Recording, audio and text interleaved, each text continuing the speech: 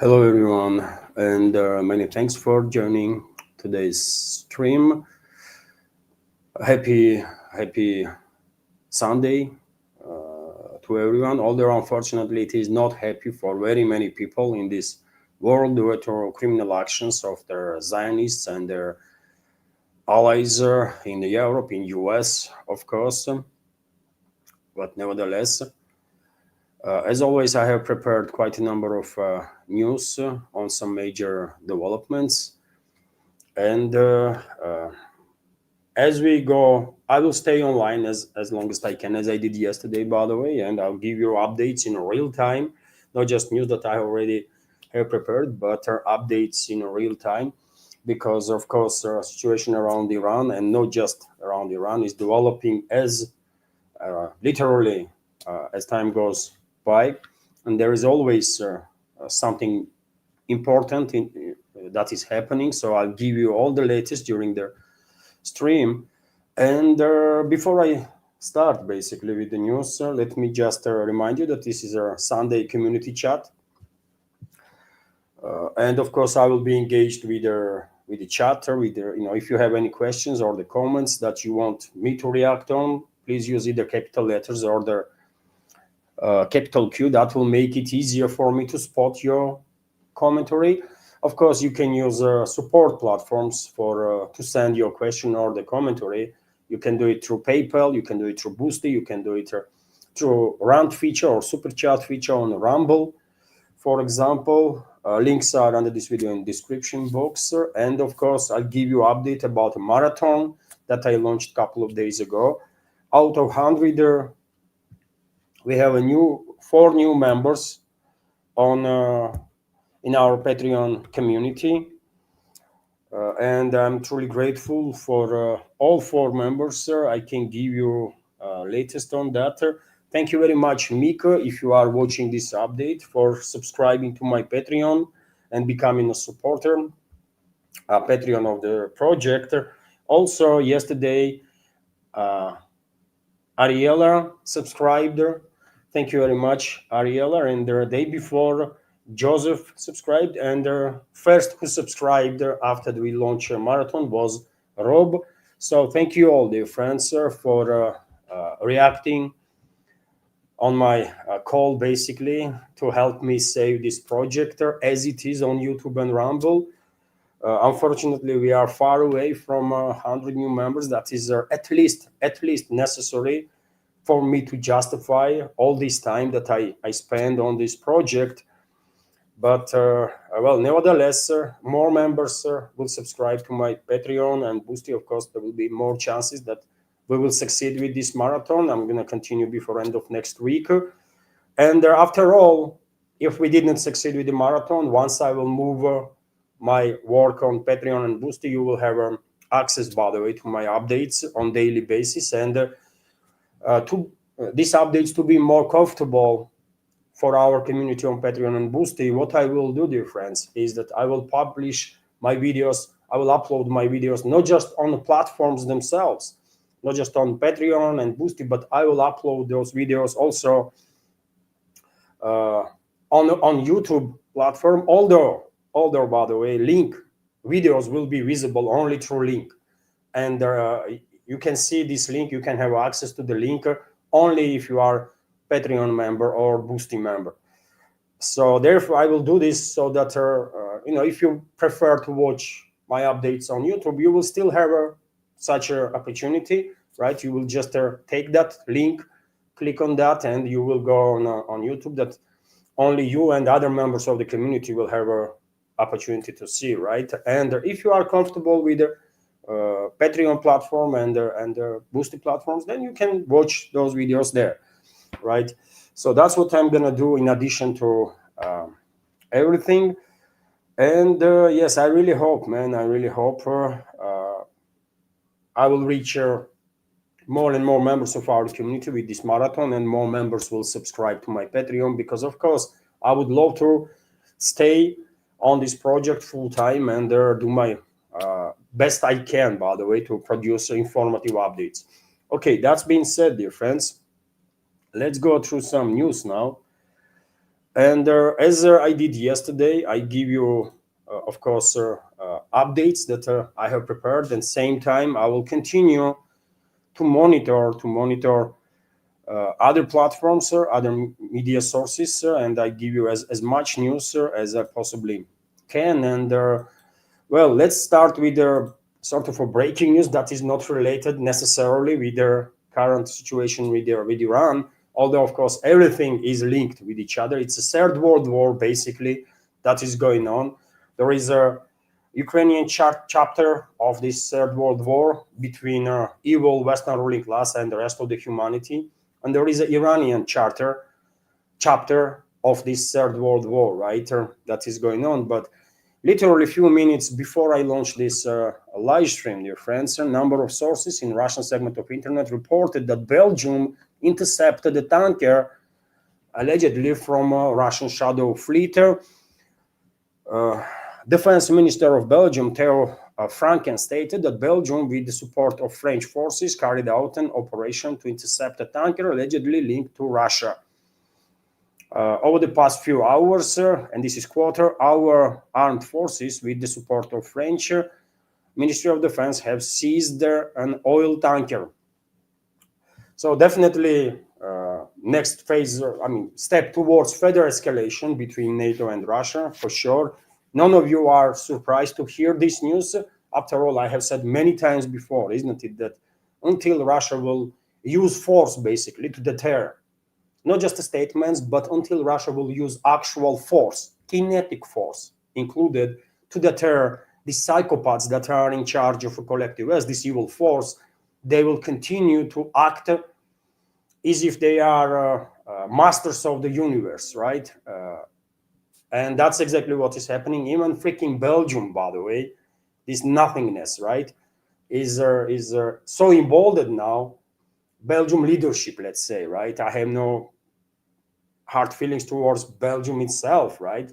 State, but leadership of Belgium, these are evil elements are so emboldened that they are targeting tankers that are linked to Russia. I mean, what the hell, man? What the hell is going on in this world? I mean, this is crazy, total insanity, right? So that's breaking news for this moment. Of course, I will get back to this topic during the program, and we can discuss some more details on that. But right now, let me give you updates in regards to Iranian chapter of the Third World War, that are this evil force that Western ruling class and their Zionist allies and all their assets are launched against Iran. And unfortunately, reports about death of supreme religious leader of Iran has been confirmed. And Iran made official statement that supreme leader of Iran, Khamenei, was killed as a result of this terrorist attack of Israel and US on Iran.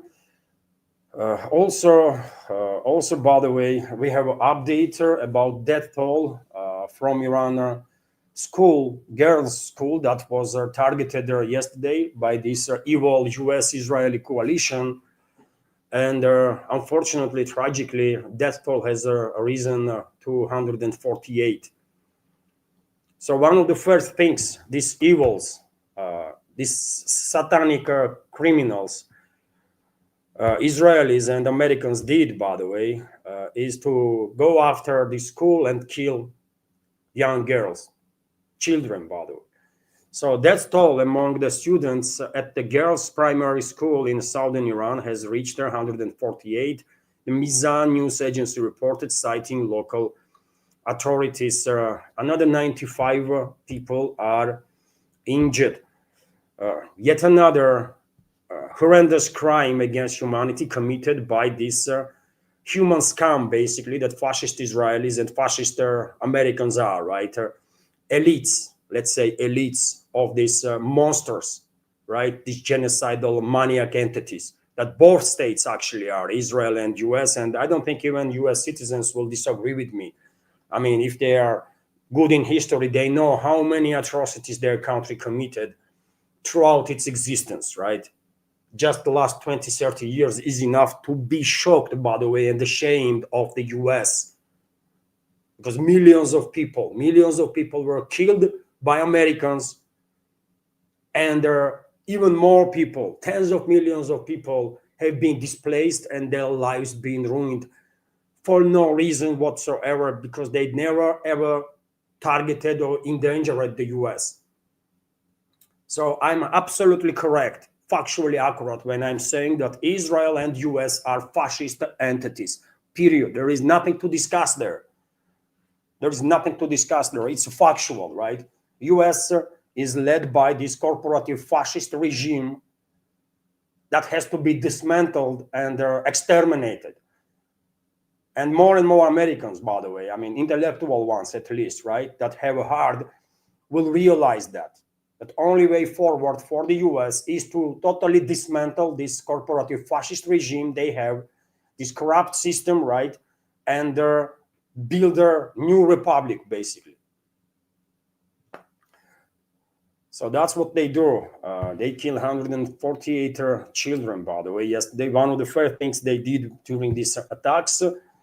And this Israeli slut, Israeli whore, Donald Trump, that pretends to be US president, total scum of humanity, went to threaten Iran. Again.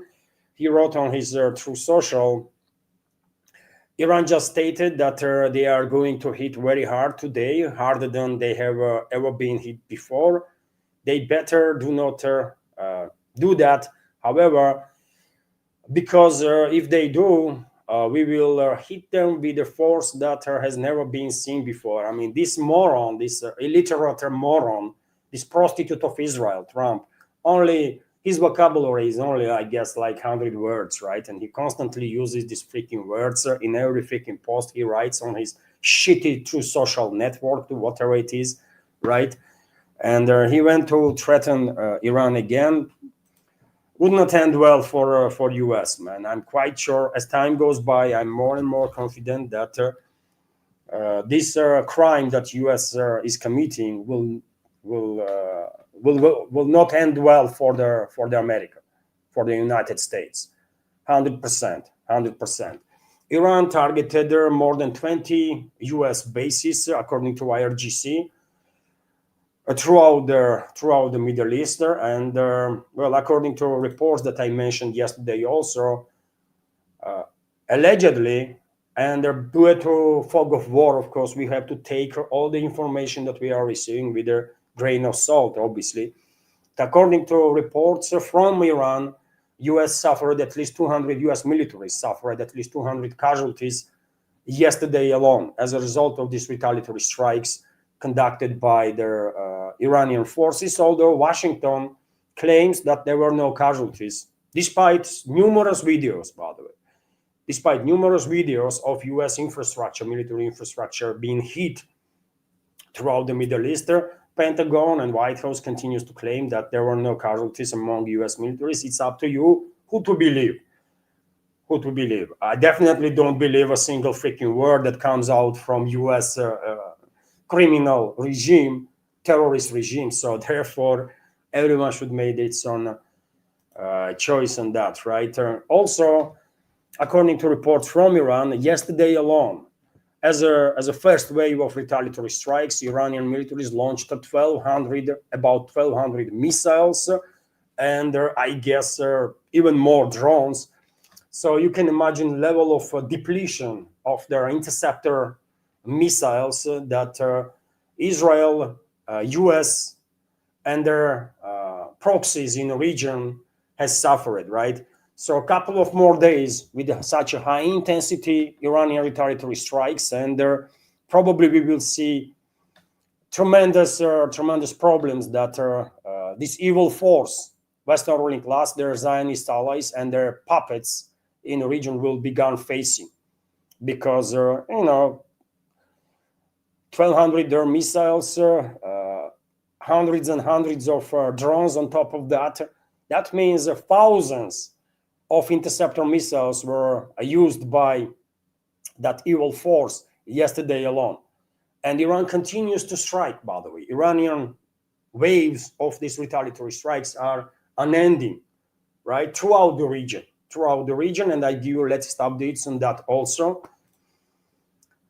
Yesterday, late evening by Moscow time, IRGC, Iran's Islamic Revolutionary Guard Corps, Iran's Revolutionary Guard Corps closed the Strait of Hormuz for any shipping, and according to latest data, numerous number of vessels are packed now on both sides of Strait of Hormuz. For if this shutdown continues for a couple of days, it might not have a tremendous impact on the world economy. But if this shutdown continues longer than that, of course, supply chain, especially in terms of energy, of course, will begin having an impact throughout the world, of course. And you might say, dear friends, that Livan, you were one that was saying that it's a Western ruling class that wants to shut down navigation in the Persian Gulf and through Hormuz Strait, and now Iran is doing this. Well, yes, Western ruling class wants to shut down navigation in the Persian Gulf and throughout Hormuz Strait to cut off China from Middle Eastern energy sources. I believe this is true based on my reading of the big picture. Right, I explained my take a million times. If you are new to the channel, just send me a question, by the way, and I will repeat my take if necessary. But this step of Iran is obviously a temporary measure. Western ruling class wants to shut down navigation in the Persian Gulf and through Hormuz Strait for years, and that's why they are pushing not necessarily for a regime change in Iran, as many other commentators on internet are saying. It's not about regime change. It's about descending Iran into total chaos, to create a power vacuum, descend Iran into a total chaos, to provoke civil war basically inside Iran between different ethnic groups, right? First and foremost between Azerbaijanis and the Persians, two major ethnic groups in the region, because US, Israel, they have enough assets and contacts with some armed groups, some elements in the Kurdish minority, in the Baluchi minority. They will use them to destabilize Iran from within. It's a matter of maybe even hours or days maximum, and we will begin hearing about Baluchis beginning attacking militaries, Iranian militaries or officials and so on. And you will hear that Kurdish armed groups, armed by CIA and obviously Mossad, they are beginning to do the same. But these are small ethnic minorities, tiny ethnic minorities compared to Persians and Azerbaijanis. These are two major groups, right? And if these two major groups will maintain unity, and at least for now seems like that's exactly what is happening. There is a rally around the flag in Iran, big time, by the way, and I will show you evidences of that in a minute. So seems like West is failing in that, but that's what they want, to create to provoke civil war, full-scale civil war inside, right, and spell this civil war on ethnic and potentially in other parts of the region on sectarian lines too, because we should keep in mind that in the Middle East there is Iran, which is majority Shiite, there is Iraq, which is majority Shiite, and I believe Bahrain, by the way, is also majority Shiite, although local prostitute regime of Anglo-Saxons and Israelis is a Sunni, Wahhabis, right? Extremists, Sunni extremists, as it is the case in Saudi Arabia, UAE, Qatar, all the others. These are Salafists, by the way, most extreme wave in a Sunni Muslim. They are no Sufis, by the way, but exact opposite, Salafists, right? Wahhabists. You probably have heard this terminology before, of course, right? So there is a Bahrain also. And yesterday, if you were monitoring my Telegram channel and Twitter X page, you probably have noticed a video from Bahrain when locals, and as I said, majority Shiite there, when locals were cheering all these Iranian attacks on US military infrastructure. Locals were happy about it. And I remind you that about 10 years ago, number of years ago, by the way, there was an uprising in Bahrain, uprising of Shiite majority. And this uprising was suppressed by this regime, terrorist regime that they have there, with assistance of course, Israel and US. You guessed who support them, who support the regime to suppress majority. This evil Israel and US did. Of course, UK is always there, by the way. Whenever there is any talk about evil force, UK is always there. UK's leadership, militarism, and of course, intelligence, right? So, there is a 3 countries in the region that are Shiite, and the rest of them are Sunni, right? And that's why I'm saying Western ruling class wants to provoke a civil war in Iran, then spell this civil war in Iraq, by the way, right? Provoke confrontation between Shiite majority and Sunni minority, and also between Arabs and the Kurds, right? Kurds are Sunnis, but they kind of standing alone there, right? They have their own quasi-state in Erbil area and Kirkuk and so on, right? And are very, very closely cooperating with Americans, obviously, and Israelis. So there is that, Iraq, right? And then, of course, Western ruling class will push hard to provoke a regional war between their countries, right? Between Saudi Arabia, for example, and Iran, between other monarchies in the Persian Gulf and Iran, right? And yesterday already speculations began that allegedly number of these so-called monarchies in a Persian Gulf that are basically led by puppet regimes of Anglo-Saxons and Zionists, they were planning to get engaged directly in a war against Iran. There was already rumors, by the way, right? No official statements yet, at least I have not seen one. No official moves, no open moves to target Iran. But rumors has begun, and that's exactly what Western ruling class wants. They want to destabilize whole Middle East, by the way, and shut down navigation in the Persian Gulf and through Hormuz Strait for years to come, right? Because they want to cut off China from Middle Eastern energy sources and then force China to increase its dependence on Russia up to absolutely critical level. And I will explain then, what my take is for potential new viewers, by the way. And Western ruling class wants to do so because, unfortunately, they have a 5th columns in both countries, in Russia and China, right? And once China will be dependent on Russia, that critically, right, then Western ruling class will activate their 5th column big time to create tensions between the two, between Moscow and Beijing, and to put fear in the Chinese leadership that Russia is about to turn its back on China, Russian leadership, right? And then Western ruling class will use this fear basically to push China towards using military force to secure closest energy fields. And it happened that closest energy fields to China is in Russia, in Central Asian republics, former Soviet republics, Kazakhstan first and foremost, and the Turkmenistan. Kazakhstan is rich with the oil. Turkmenistan is rich with the gas. Kazakhstan is bordering China, by the way. They have a vast border. And of course, it is Russia, because Kazakhstan is not anywhere close to Russian energy capabilities, obviously, right? We know that. So that's their end game for the Western ruling class. That's why I'm saying it's a world war, by the way. It's a World War III. There is different chapters that are opening in different parts of the world, right? And now we are witnessing second phase of Iranian chapter of this Third World War, right? Which is, and this geopolitical strategy, decades-long geopolitical strategy of the Western ruling class is directed to create tensions and then provoke confrontation between China and Russia. And that's how they want to get rid of these two major competitors on a geopolitical scale.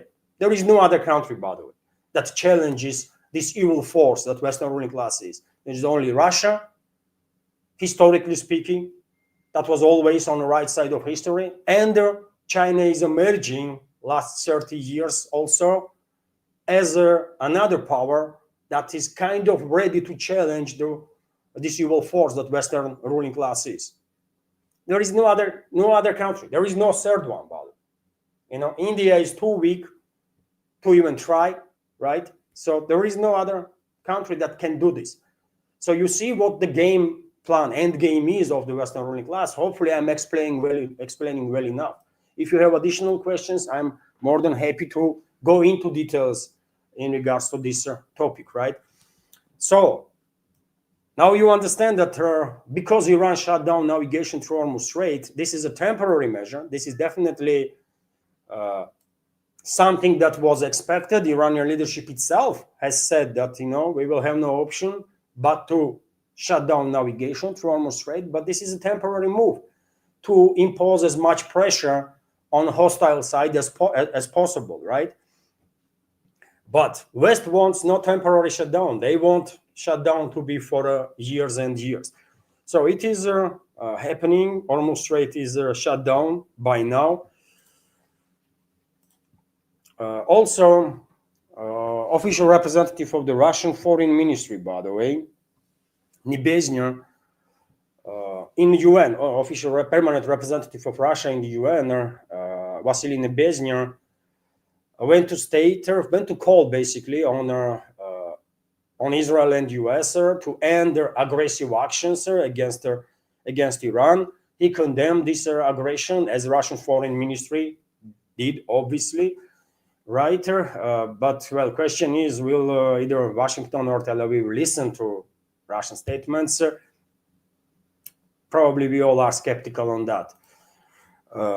Also, and I think this is important news update also that needs attention, US puts out a global alert for Americans, for US citizens, basically, after attacking Iran. And yes, all US citizens, by the way, all US citizens, despite their ideological, political, and other takes, should be careful. Civilians, I'm talking about, of course, civilians, because tensions are high. Tensions are high, obviously.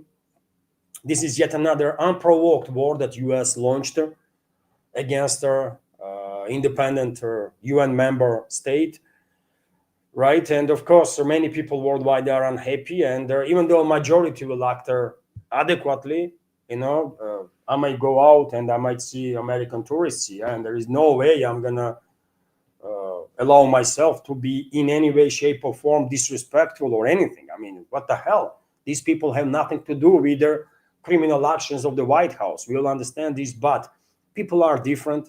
Of course, people are different, and in some cases, some people somewhere in this world might go crazy, right? And endanger lives of these innocent US citizens. So therefore, I will also recommend all the US citizens to take additional measures for safety, right? Just in case, because you never know. Majority of people, of course, will understand that ordinary people are ordinary people. They are not the decision makers, but there is always in every society that crazy person that thinks all Americans are evil and all Americans are like Trump or Epstein and that kind of stuff. And those people, they might do some crazy stuff. So alert was issued, and all US citizens should definitely take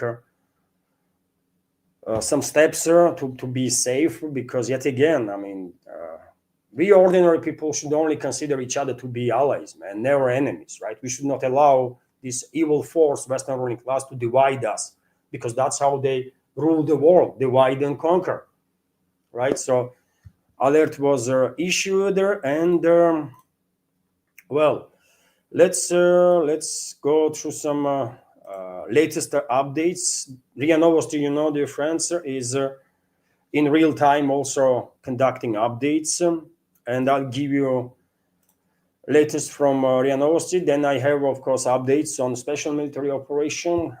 There is also, I mean, maybe some people forget, but Afghanistan and Pakistan are at each other, right? They are bombing each other.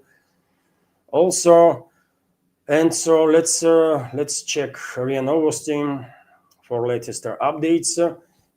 About hour ago, there were reports that Iran has launched another wave of missiles towards Israel, and their explosions were heard in Tel Aviv. Their consulate general in Haifa, Israel, is receiving requests from Russians regarding repatriation and their border crossing procedures. Well, in Israel, there are very many citizens of Russia that have a dual citizenship, and they are citizens of Israel also. And I guess many of them, or some of them, right, will ask Russian embassy to assist to evacuate.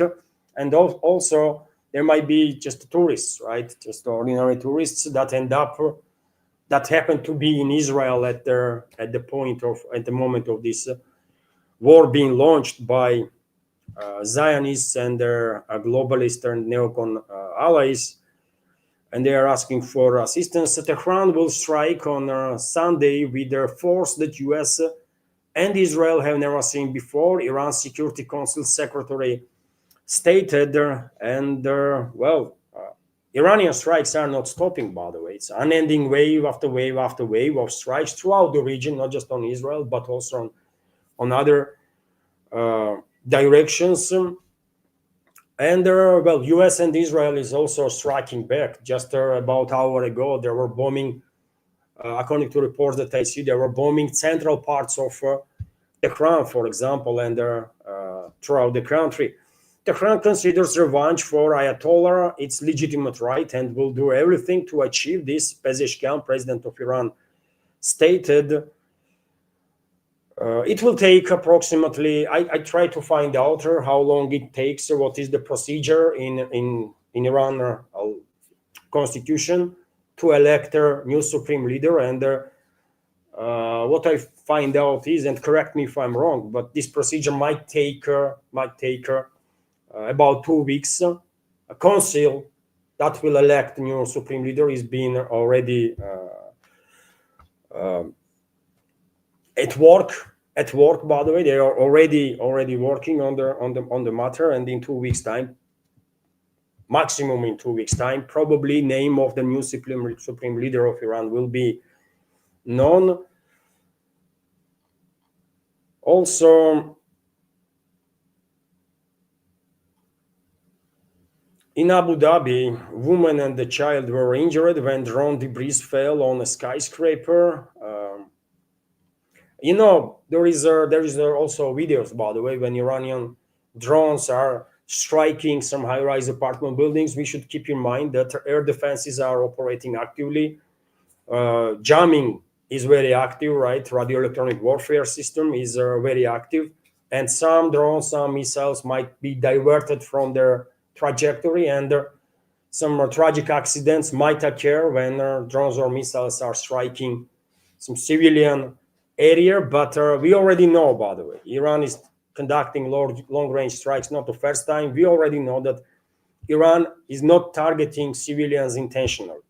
They never did it, right? So therefore, if any tragic occurrence will happen when drone struck civilian area or missile fell in civilian area, this is due to radio electronic warfare of Israel and US and their puppet regimes in the region, and their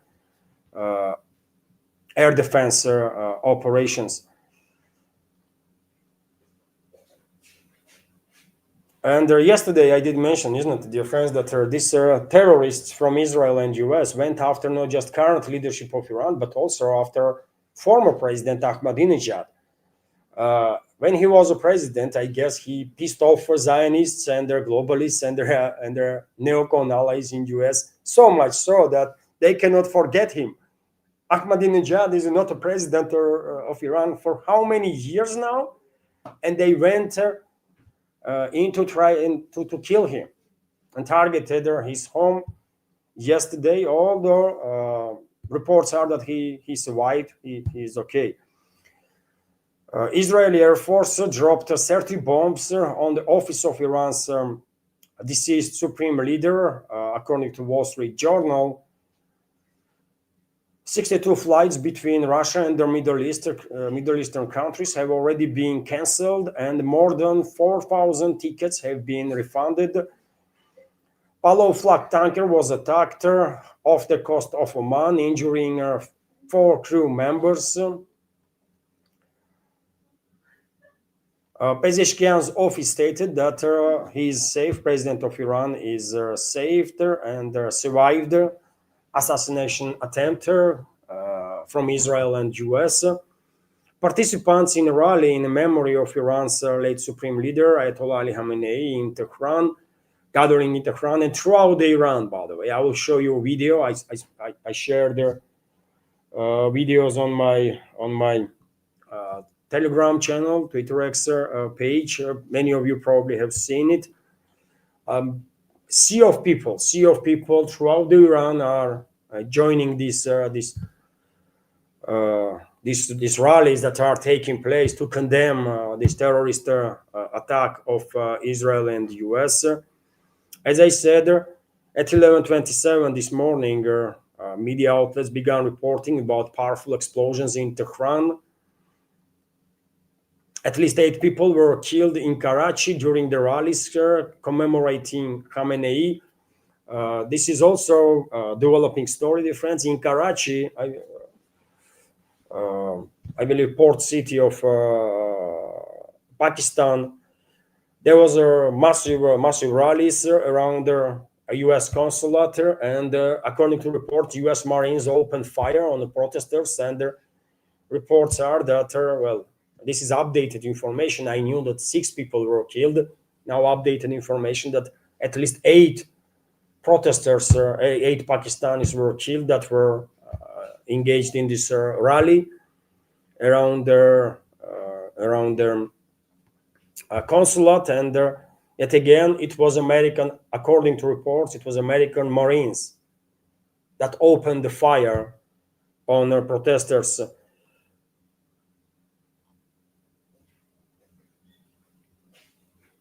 As I said, Iran is constantly launching attacks, and on 11/14, for example, local time, media reported that Iran has launched missile attacks on Israel. Explosions are heard in Tel Aviv and air raid sirens. More than 700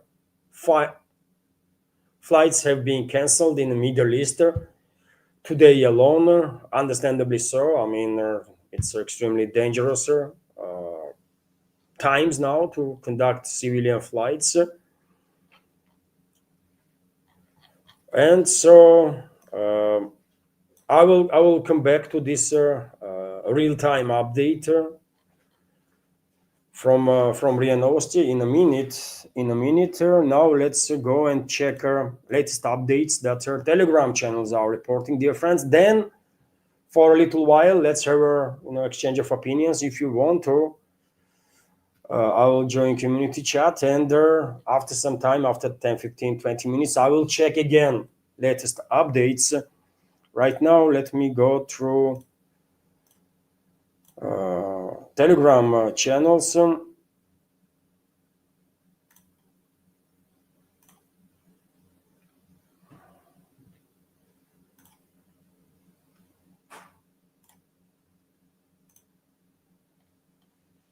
So I will pick up where I left yesterday, and let's scroll, by the way. So I already and this is my channel, what I have shared after yesterday's live stream. So I already mentioned that Hormuz Strait was shut down by IRGC. Right now on your screen on this another video, you can see another wave of Iranian missiles being launched. Oh, I almost forget to make it visible. So okay, right now you can see this video here. This video with this wave of missiles, and as IRGC already stated, more than 1,200 missiles, around 1,200 missiles were launched during the first 24 hours of this escalation.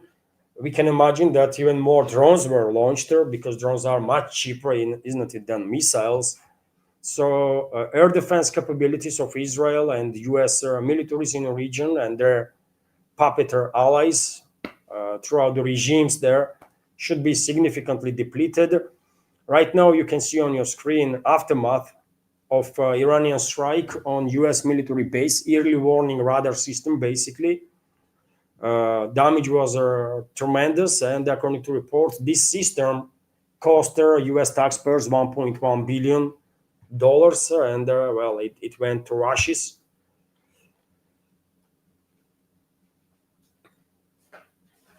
Bahrain was pummeled big time, by the way. Bahrain was targeted big time. US military assets in Bahrain, and right now you can see on your screen aftermath of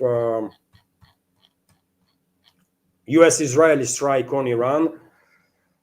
Let me just yeah, this is a strike in Zarjan, Iran. That this happened late evening yesterday.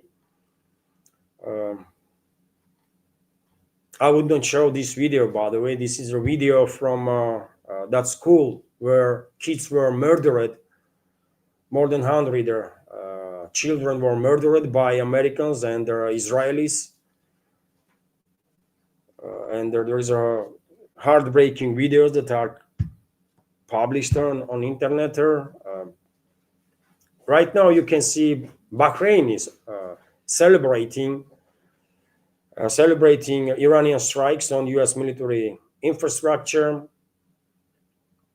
And as I mentioned, majority Bahrainis are Shiite Muslims, right? And they are in support of their Shiite brothers and sisters from Iran.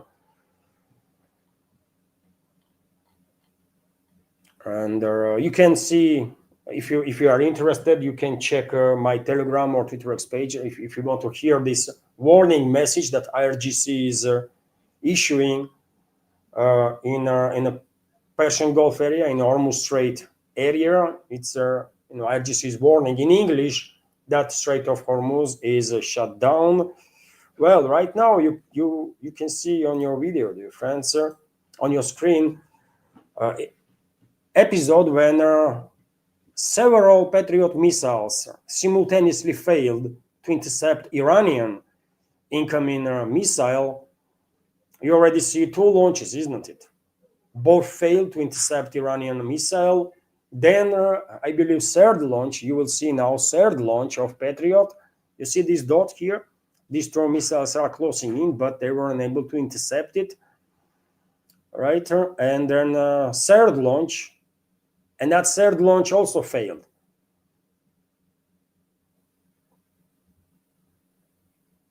You will see it now. That's a third interceptor launch, and it failed too. And this Iranian missile went to strike its target. So you can imagine number of interceptor missiles that actually were used by Americans, by Israelis, by their puppet allies in the region, puppet regimes, to intercept these hundreds and hundreds and hundreds of Iranian missiles and drones. And even Bloomberg, Western propaganda outlet, I believe, reported that U.S.-Israeli stockpiles already are experiencing some shortages after a day. After a day, by the way. Can you imagine what will happen if Iran will manage to maintain this high level of retaliatory strikes for a week or two? In that case, most of these missiles and drones probably will manage to reach the targets. And the Iranian military leadership already said that for this stage, they are only launching old missiles of 20, 30 year old ones, right? They are basically depleting air defense capabilities of hostile side, and at some point Iran will begin launching its latest missiles, including hypersonic ones. Although there were some reports that in few instances Iran actually deployed hypersonic missiles. And there, as I already said yesterday, late-evening speculations began about fate of Khamenei. U.S. President Trump, Israeli slut. Let's be, direct and real here. Israeli slut, Israeli whore. Trump, that acts as a U.S. president, same time, went on his garbage through social to write that Khamenei was killed. He celebrated death of Khamenei, and initially Iranian media rejected this claim of Trump, but after some time, Tehran confirmed the information that supreme leader, religious leader of Iran was killed. And there are explosions in Tel Aviv, by the way. Iran was striking back hard on enemies. Explosions were throughout the Israel, heard, including in Tel Aviv. Right now, you can see, for example, area that was struck by missile, which is on fire. Right. This is a satellite imagery of the U.S. military base in Kuwait. This was a strategical military base, by the way, in terms of logistics of the U.S. militaries in a region. And on this satellite imagery, there is at least 4 direct strikes on a base. It's a big base there, and there was at least 4 direct strikes. At the moment of this picture was made. This picture was made by Chinese satellite. These are Chinese satellite imagery, by the way, and Chinese are definitely assisting Iran through close means of communication. God knows what additional information Iran is receiving, but Chinese even publicly publishing very many satellite imagery for everyone to see, right? And this is one of those instances. Reports are that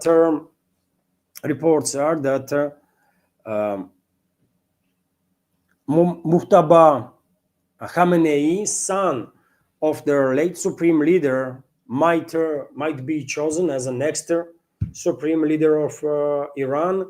Allegedly, Mujtaba Khamenei has long been considered the shadow power behind the regime, behind the government, or let's say, controlling key IRGC appointments, overseeing intelligence operations, and managing his father's inner circle. Well, maybe he was doing a poor job, by the way.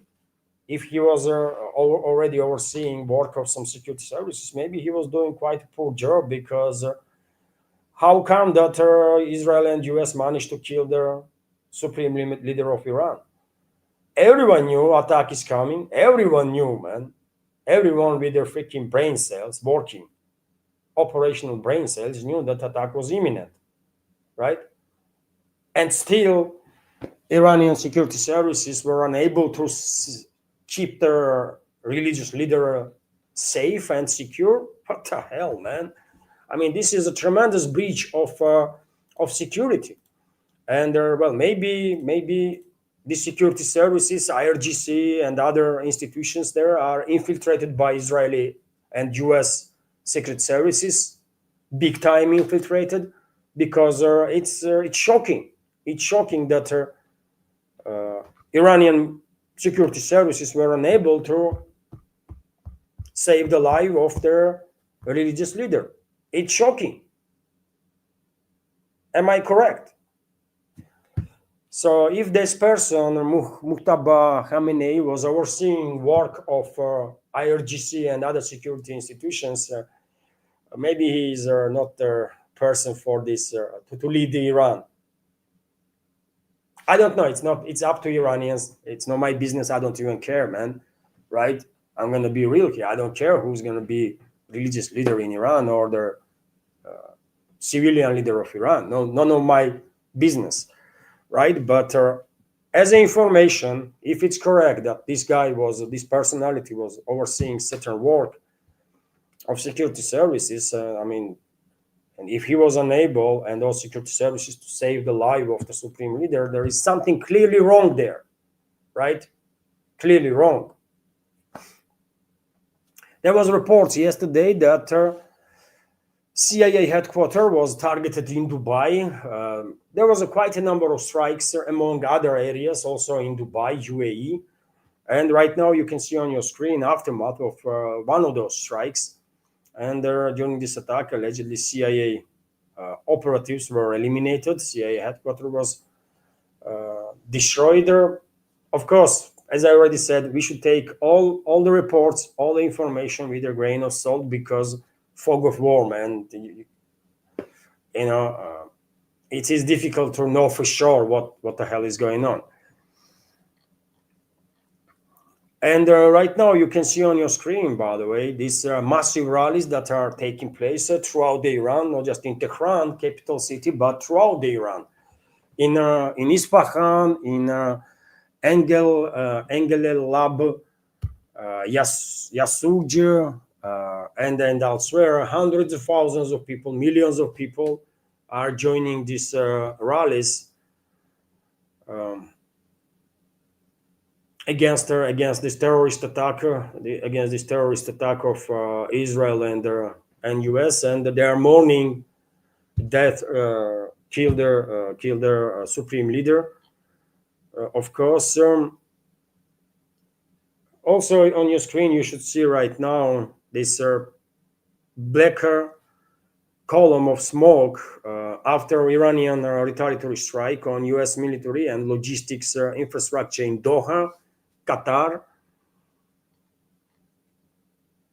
Also graphic video from that school that was targeted by Israeli and American mass murderers when they killed more than 100 children.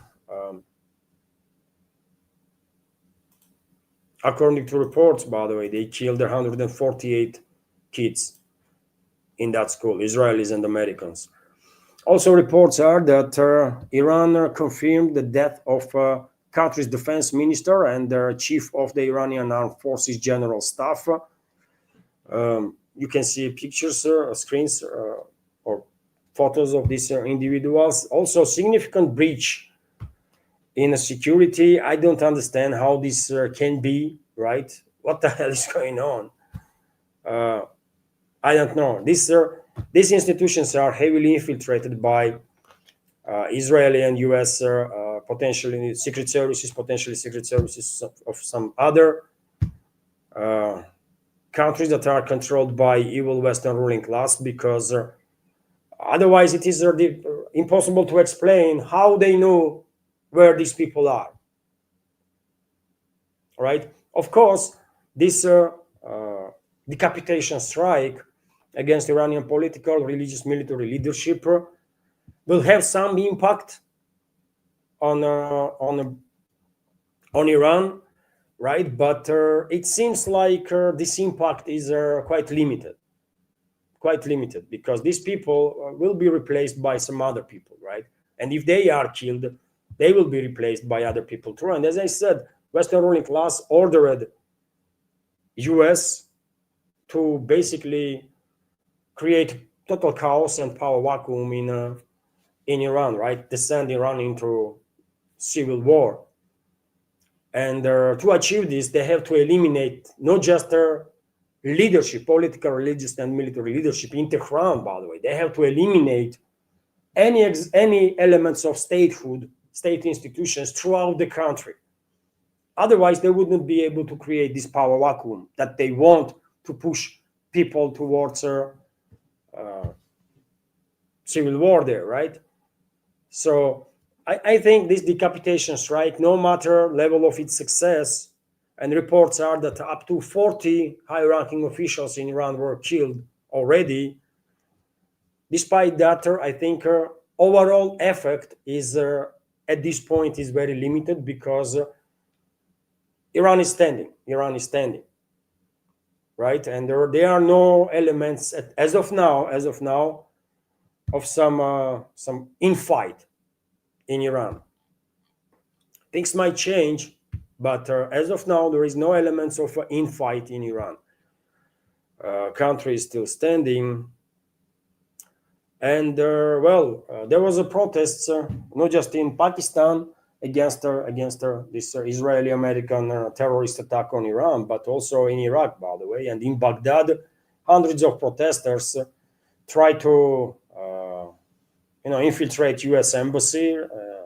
There was clashes basically with the security forces. I think Iraqi security forces made their mistake. Let them. They should just step away and let their people go into that embassy and exterminate all their evil elements there, right? And there are no innocents, by the way. Let's be clear on that. There are no innocents in U.S. embassies anywhere in this world. These are Pentagon and CIA staff, right? It's a Pentagon and CIA staff. No innocents there. These are servants of the evil. Legit target, period. But Iraq's security services did not allow protesters to reach their embassy itself, seems like.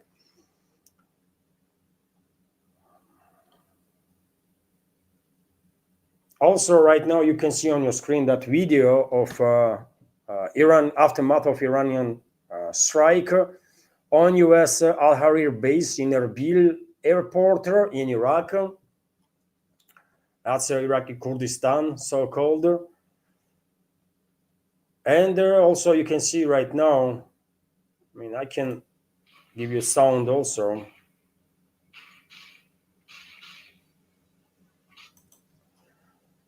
That was Karachi, by the way, when protesters were killed by allegedly by U.S. Marines that opened the fire. Well, next time these protesters will go there with the weapons, right, and they will return fire on U.S. Of course, tensions are high, emotions are high, and U.S. probably is most hated throughout the world now than it ever was. Of course, majority of humanity never loved the U.S., never liked the U.S. Everyone understood that U.S. is an evil force, evil empire, and I'm talking about majority. But level of hatred towards U.S., towards Israel, obviously, and towards U.S. Is tremendous throughout the world. And I'm not necessarily talking about Muslim countries, by the way, Christian countries, right, Buddhist countries. Does not matter. Humanity is humanity. If you have a heart, you have a heart, right? And if you have a heart, you cannot be supporter of this evil force that U.S. is, or the Israel, right? It is what it is.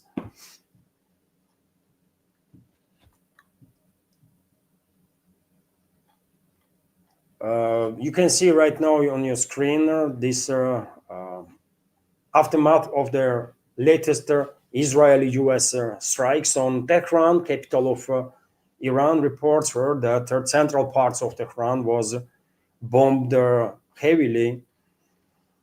And as I said right before I launched the live stream, there was a report, by the way, about this allegedly Russia-linked tanker being detained by Belgium and France. Insanity, man, insanity. Baltics definitely is a pointer where we might actually see, in quite short, by the way, direct confrontation between Russian and NATO militaries. I don't know how long Moscow will tolerate this kind of extreme and extremely irresponsible behavior on behalf of the Western elites, but at some point, something has to be done about it. At some point, something has to be done about it. Also, let's go through other channels. What other channels are reporting about latest developments?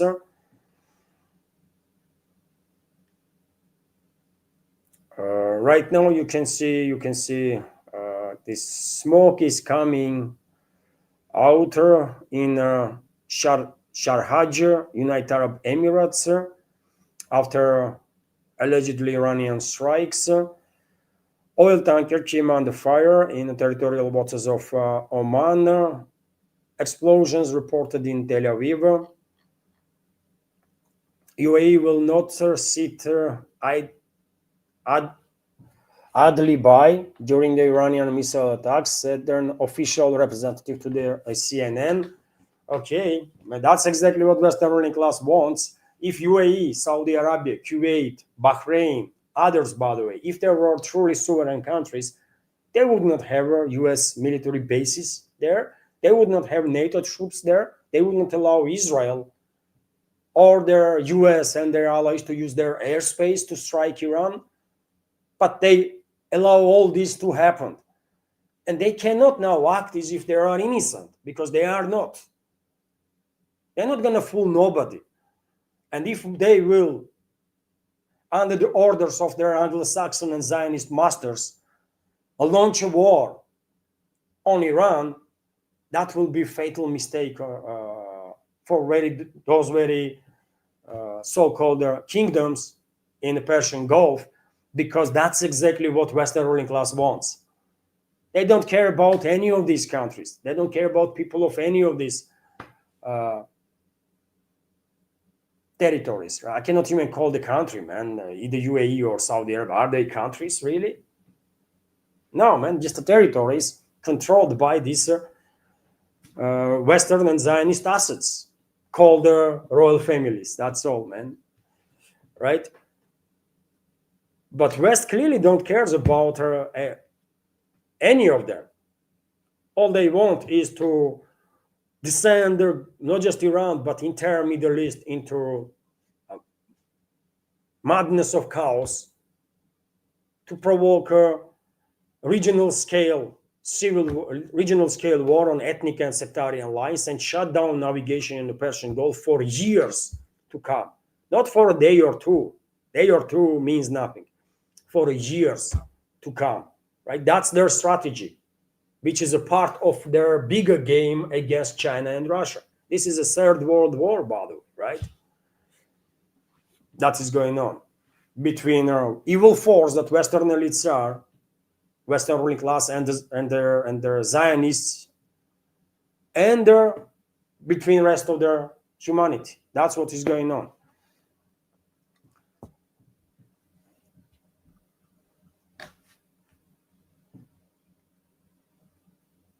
Ayatollah Arafeh has been appointed as a lawyer, a member of the governing council, who is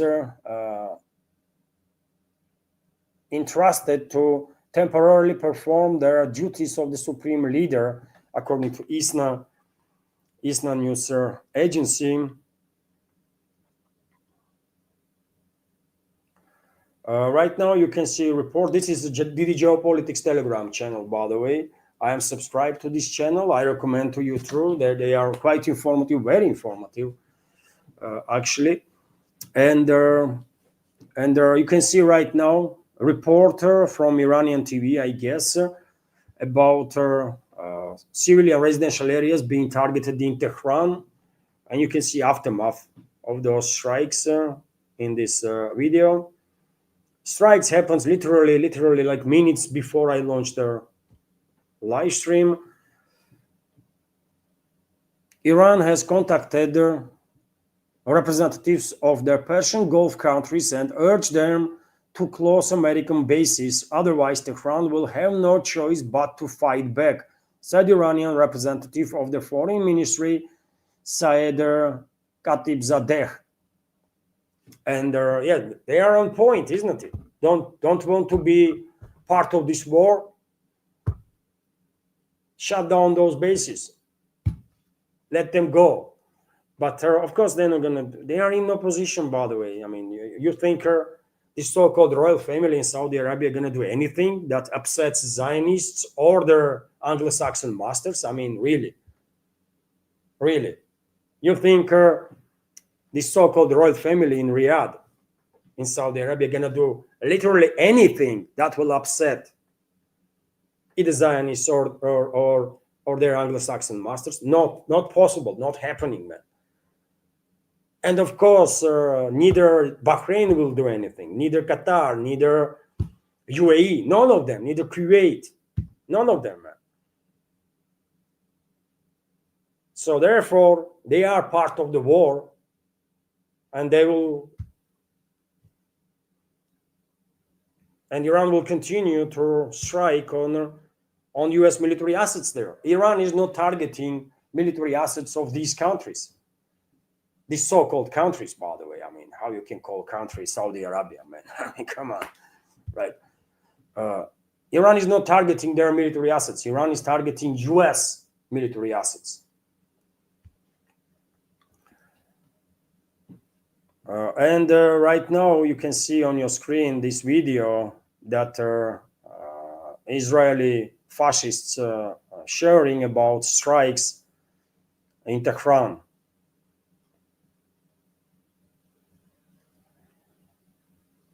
So they bombed this part of the city, colossal damage, colossal destruction, of course. And when Iranian missiles will strike back, Israeli fascists should shut the fuck up and say nothing, right? Just keep quiet, because they are evil and they will get smashed as they deservefully.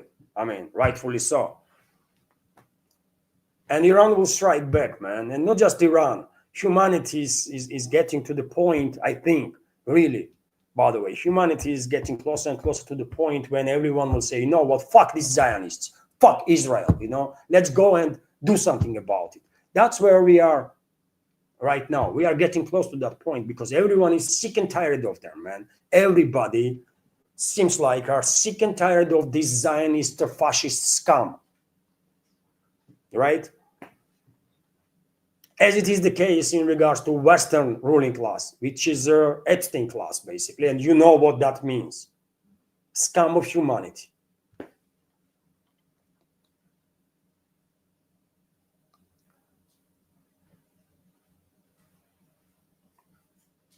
Reports are that Epstein coalition, this fascist Israel and US, targeted Iraq, Diyala, area in Iraq. I guess these fascists beginning to strike Shiite militia formations in Iraq. Very much could be the case. Let's see what RT is reporting. By the way,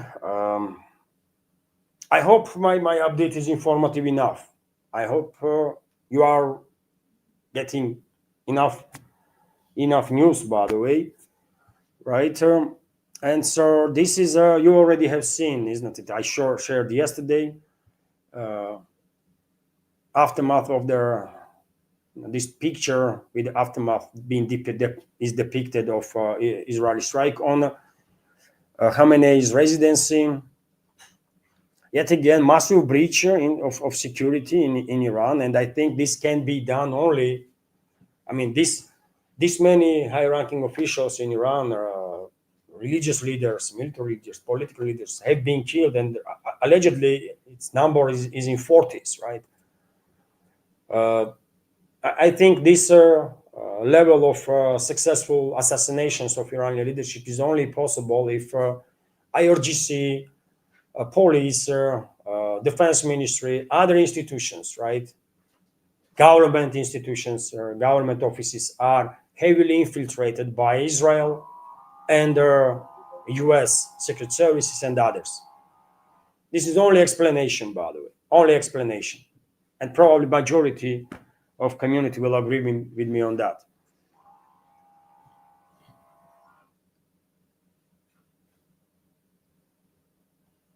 Anti-US protests gaining momentum throughout the Pakistan. Right now you can see videos of anti-US protests in Lahore, for example.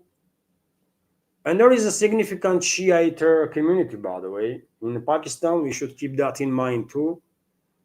Although at this point, I think, despite their differences, religious differences, I think Majority of ordinary Sunnis, by the way, are absolutely in support of Iranian people, as it is the case with everybody, by the way. I'm Christian, I'm Orthodox Christian, and I'm in support of Iranian people. Of course I am, right? Iran was targeted by these fascist entities, Israel and US, right? Iran did nothing against them, never attacked them. So it's a totally unprovoked attacker. It's a war of choice, right? And how anybody cannot be in support of Iranian people and Iran if one has a heart, man. It's not about we are Christians or Muslims or Buddhists, by the way. It's not about that. It's about being on the right side of history and being a human being,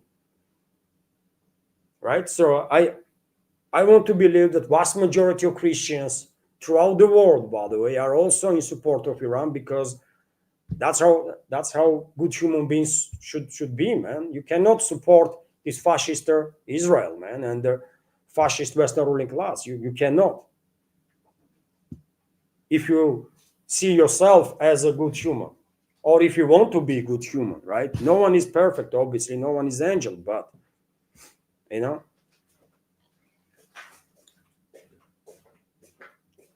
Also, videos of these attacks on Tehran.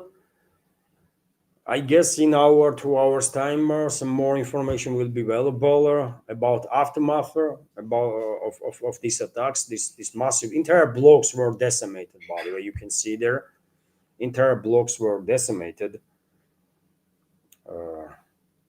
So you can imagine level of casualties if area was not evacuated.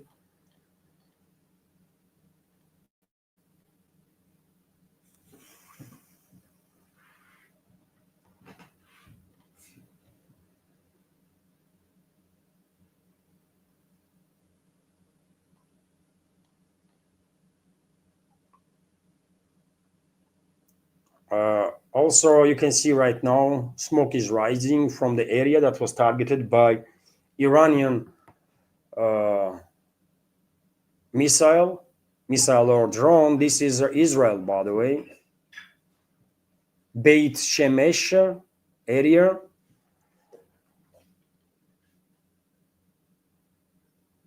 Retribution for killing of Khamenei and other senior officials is Iran's duty and legitimate right. Iran's President Pezeshkian, then do it, right?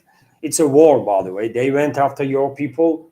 You have every right to defend yourself. Go and take out all the legit targets. Just don't touch civilians, right? Intentionally. Don't target civilians. That's only obligation you have. Other than that, go and take out all their legit targets. No one gonna say nothing about it, right?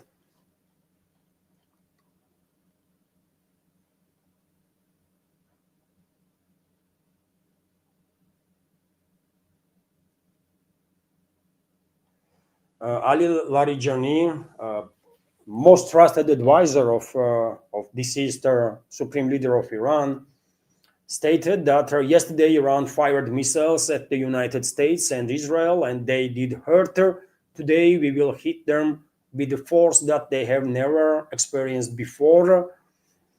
This this statement was published about like hour ago, a little longer than that, I guess. So let's see. I mean, there are talks that Iran gonna strike back big time. We will see. We will see. US and Israeli forces bombed the Red Crescent headquarters in Tehran. I mean, fascists, man. Fascists. I'm telling you, man. Telling you, yesterday they bombed their church in Tehran. Do you know that? These fascists yesterday bombed church in Tehran.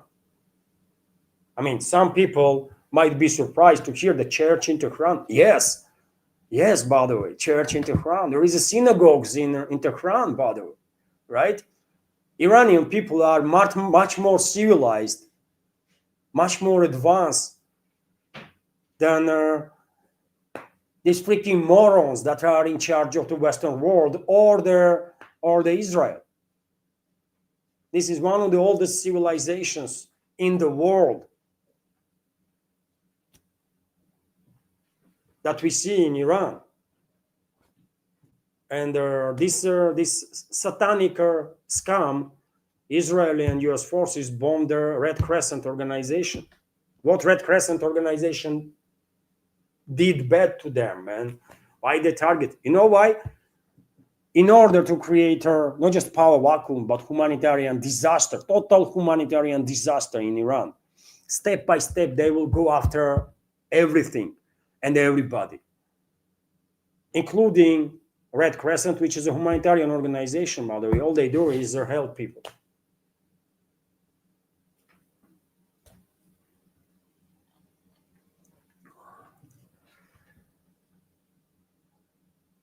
Well, RT is sharing some episode of some statements of Nick Fuentes. Who the hell is freaking Nick Fuentes, man? Come on, why this nobody was promoted this much?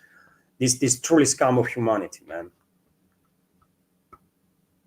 What the hell? What's going on, man? I'm not even gonna read, man, what Fuentes says. Who cares, really? This scam of humanity, by the way. I mean, this guy. Truly xenophobe, Nazi, fascist, by the way. I mean, truly scam of humanity.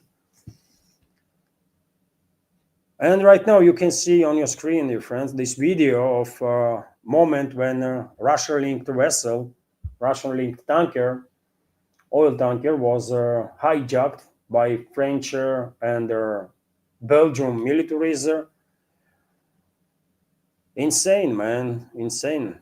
And I'm telling you, until the Russian political leadership will authorize Russian militaries and security services to strike back and strike when it hurts, I mean, very, very hard, right? Until Russia will use force against these fascist criminals that are in charge of collective West, things gonna only escalate. And these kind of instances will become more like everyday stuff, because they are emboldened, man. They did it how many times now when they are harassing crews and the vessels that are bound to Russia. They are hijacking those vessels. How many times they did this with impunity, with no consequences for them? I mean, dozens of times already in the Baltics and the Mediterraneans. Let's see, dozens of times. They are checking, right? They are checking Moscow. So if Moscow does nothing, then okay, we can push little harder, little further, and at some point they will just try to impose an actual maritime embargo on Russian Baltic ports, on Russian Murmansk region. They will try, man, to impose maritime embargo on all of Russia if they are allowed to. So I don't know, man. I don't know. UK Defense Chief Haley claims 2 Iranian missiles fired in the direction of Cyprus yesterday. Just fired there. They did not reach their British base in Cyprus. That's unfortunate, man. One might only hope that today Iranians will launch some more missiles towards Cyprus, towards, let's be more clear here, towards a British military base in Cyprus, right? And hopefully those missiles will reach their targets. It's a legit target, by the way, obviously. UK already stated that they are participating in this terrorist attack on Iran. They already claimed that they are assisting, their air force is operational, they are trying to shut down missiles and drones, and so they are part of it. They are part of it. So British base, UK illegally occupies part of Cyprus, by the way, right? They illegally occupy part of Cyprus, and they have a massive base there. And of course, Iran has every right to literally obliterate that base, right? Just erase that base from the face of that island. And well, maybe they will. Maybe they will. We will find out, right?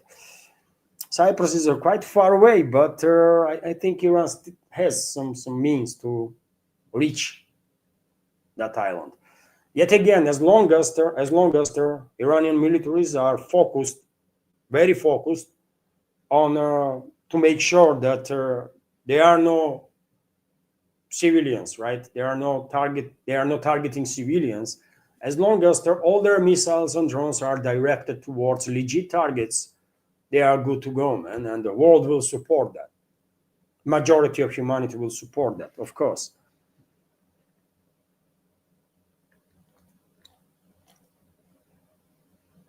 Putin expresses condolences to President Pezeshkian over the Supreme Leader's Khamenei's assassination. Russian president stated that Khamenei's death was a cynical murder that violated all norms of human morality and international law. Yes, this is true, of course. And it's not just Khamenei. Reports are that his daughter was killed, son-in-law was killed, grandson was killed. Entire family was basically executed by this Israeli-US scum, this Israeli-US fascists, man. And also you can see this video, by the way, huge crowds chant as they march on the US embassy in Islamabad after Khamenei's assassination, artist footage. So situation is getting heated throughout the region, by the way. More and more people are actively expressing their protest towards these actions of the criminal actions of the Israel and US. Also, let's check the geopolitics for some updates. Prior to Iran attacks, CIA assessed the Khamenei could be replaced by hardline RGC elements if killed. Reuters reports, citing sources familiar with the CIA assassination assessments, that ahead of their Saturday's US and Israeli strikes, the agency concluded that eliminating Iran's supreme leader would not moderate Tehran. Instead, he could be replaced by hardline elements from the Islamic Revolutionary Guard Corps. According to their sources, the IRGC takeover was one of the several scenarios on the decision. I mean, they committed a crime. That's it, man. They committed a crime against humanity with attacks on Iran, with killing so many civilians. They committed a crime killing a religious leader of Iran too, by the way. I mean, since when it is okay to target religious figures? I mean, it was always okay for fascists, right? And well, I guess that's why in the West, targeting religious leader of Iran not really bothers anybody, seems like, among so-called elites and the media. For them, it's okay because that's how fascists feel. For fascists, everything is okay. I mean, more people you kill, better. That's what fascists do, and that's what Western elites are, and Israelis, by the way.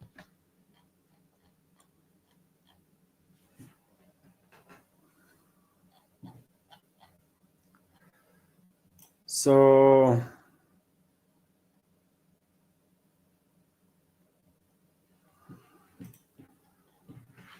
let's see what's happening here on this channel.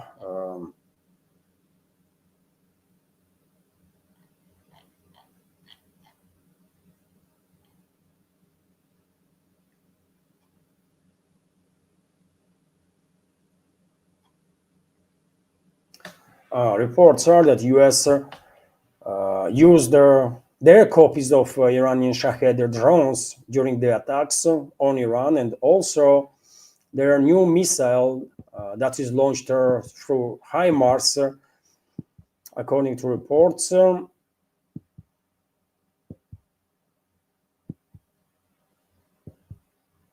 it's a replacement of ATACMS, ballistic tactical missile. Basically, US used their new missile that probably with which probably they want to replace ATACMS missiles.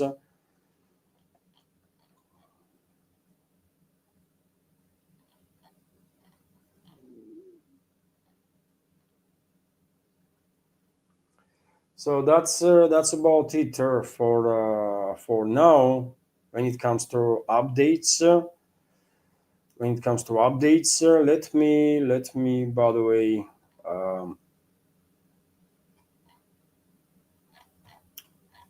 check the chat now. It's 1.5 hours already. We are online, and I have not stopped, by the way. News after news after news after news. So I guess many members of our community hopefully did find this, let's say, first half of the live stream informative. I will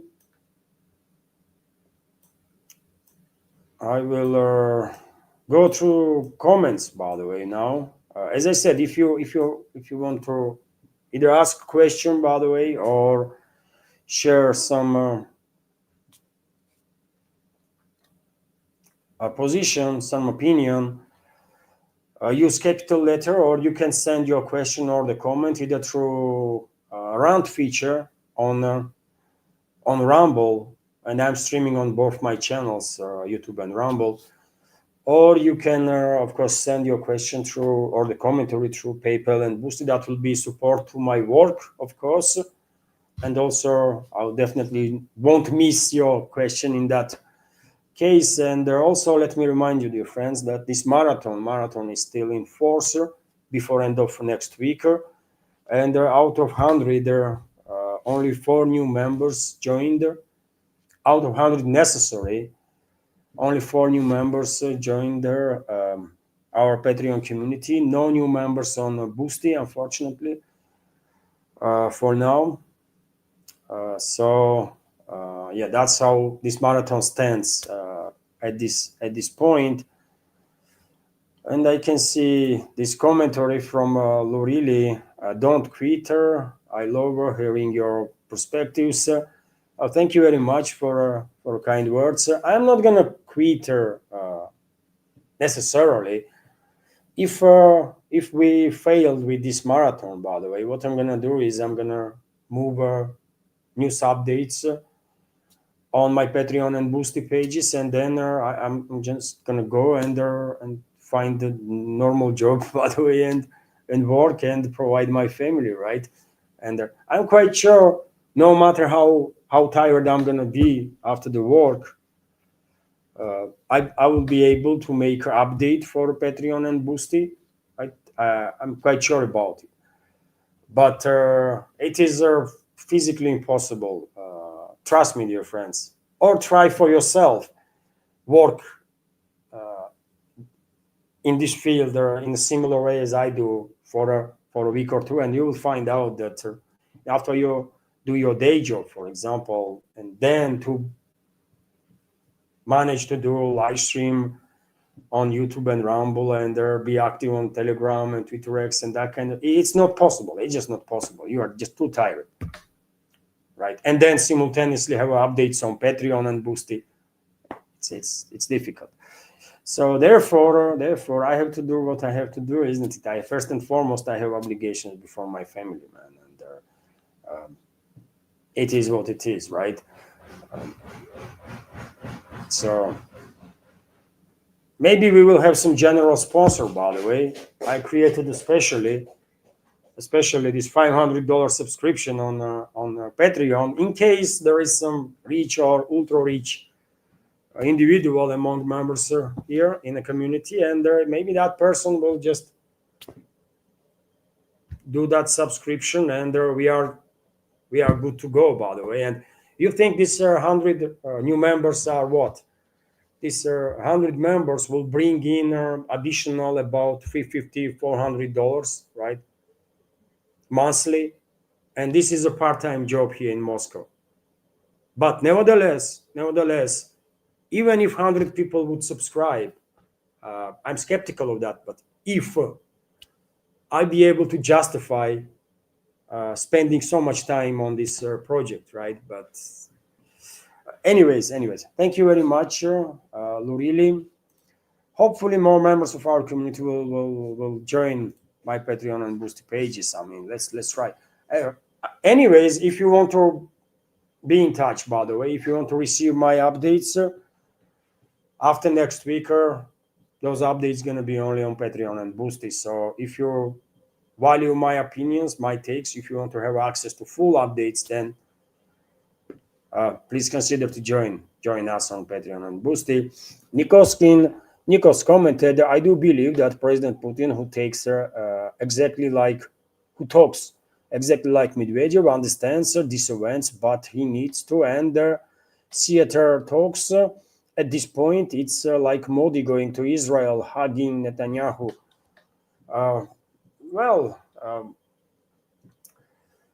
Yes, probably Putin will find it very difficult to justify continuation of this useless talks with Witkov and Kushner, but he is fixated, for whatever reason, he is fixated on U.S. administration. He wants to build bridges between Moscow and Washington, and maybe he will continue his attempts. I don't know. I personally don't understand this, and therefore it is what it is. That's all I can say, right? That I don't understand why Moscow is wasting time on these talks with the U.S. Administration. It makes no sense in my personal opinion, right? How many times U.S. have to demonstrate? U.S. political class has to demonstrate that they are not serious about diplomacy. They were engaged in diplomatic talks last year when they attacked Iran, and they were engaged in diplomatic talks with Iran now too, and they attacked Iran again. How many times they're gonna do this kind of stuff, right? Everyone to understands that when it comes to Western world, I mean, diplomacy is dead. They use diplomacy as a tool of deception, as a weapon. So, I mean, it's so clear, isn't it? It's so clear that I don't think I have to even explain anything. I mean, so therefore, I truly don't understand why Kremlin is wasting time on that contacts with Washington. Makes no sense to me personally, but I will scroll as fast as I can, dear friends. In the chat, if I spot some capital Q's or capital letters, I will react on it. My apologies if I will miss your comment on the question, but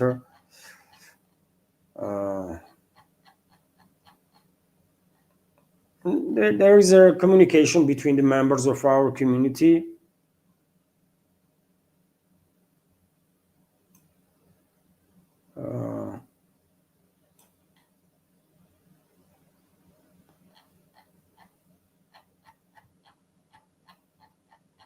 So okay, there seems like there are no questions to me, by the way, here. Right, so let's check for some more news. Let's check for some more news. Okay.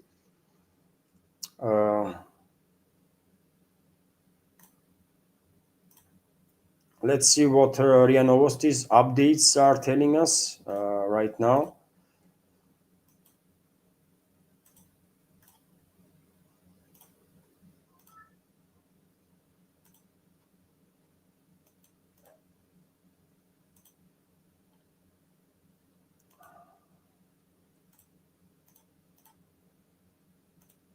So let's see what is going on here. And there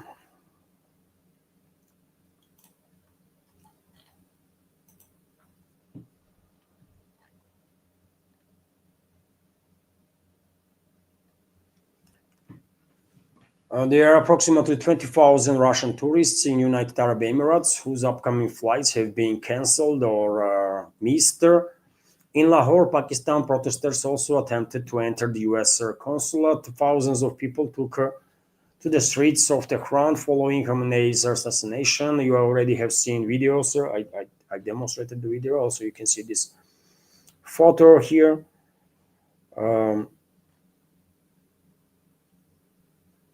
Putin sent condolences to Pezeshkian due to assassination of Khamenei. Ali Reza Arefi, a member of Iran's top supervisory body, has been included in Iran's internal governing council.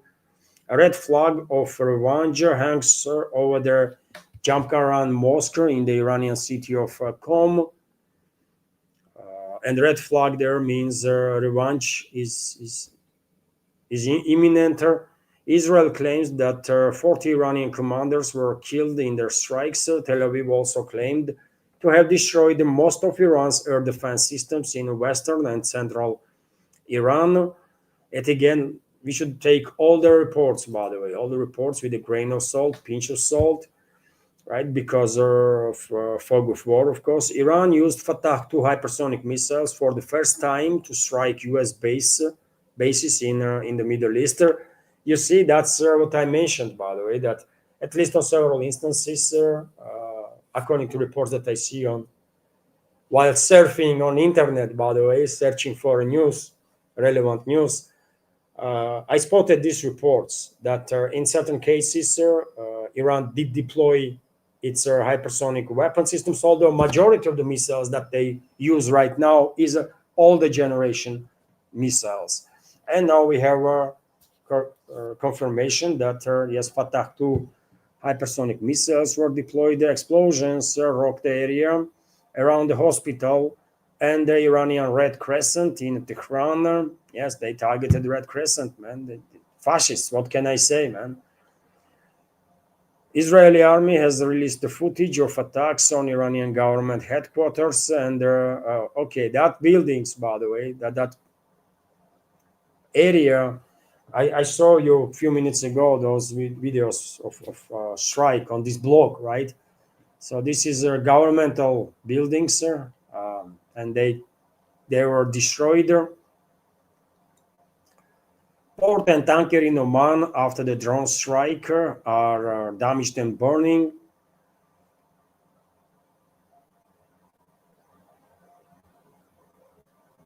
Kuwaiti air defense shut down several targets. Iran simultaneously is launching missiles, by the way, in numerous directions.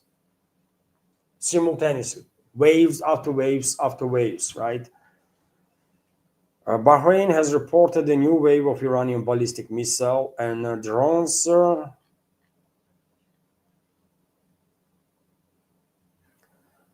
Roses with the morning ribbons at the Iranian embassy in Moscow. Consulate General in Haifa, Israel, is receiving requests from Russians regarding repatriation and border crossing procedures. Okay, I have reported about this already earlier, and yeah, okay, I can check now again. I can check now again for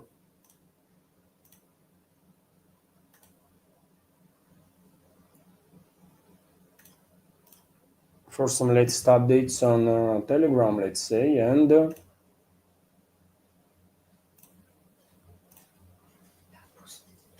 Boosty. Okay, there was a Boosty, by the way, donation through Boosty. Just a sec.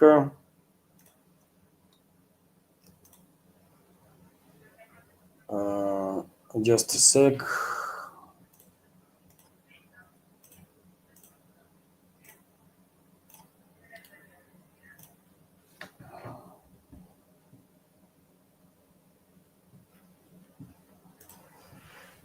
I will highlight now, dear friends, a question from Boosty, from Alexander G, veteran of our community and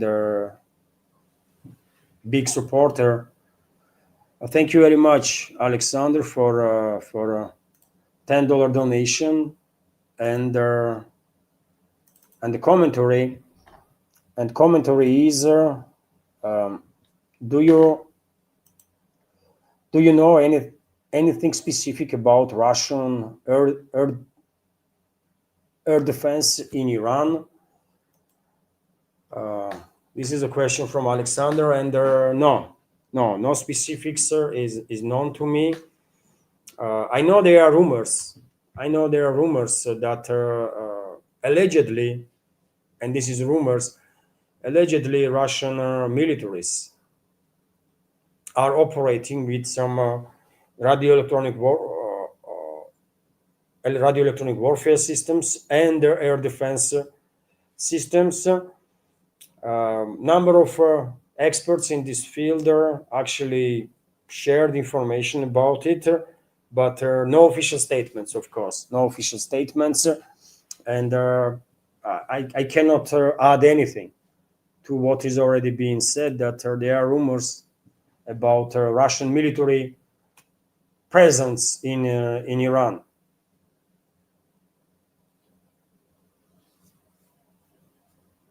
So no,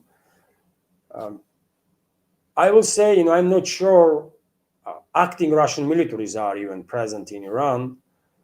I think there is a probability that members of some private military companies might be in Iran and operate with these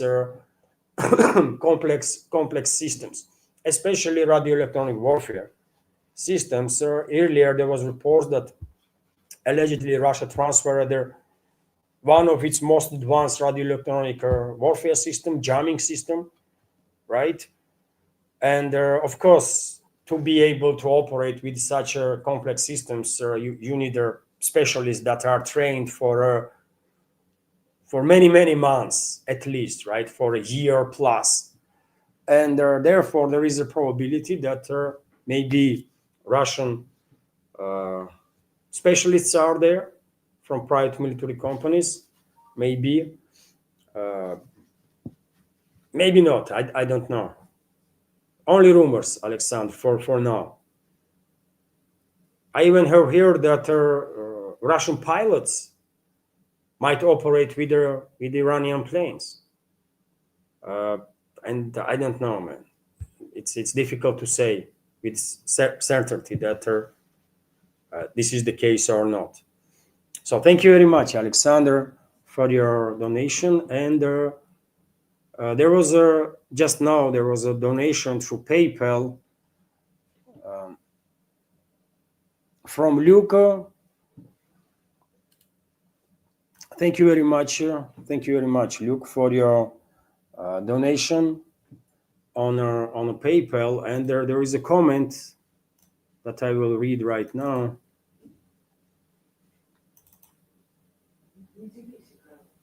No, I'm gonna just read. It's small. I cannot read. I need glasses. Really, man. Sometimes I find it difficult to read. I am about meter away from about meter away from our monitor, and sometimes I find it difficult to read.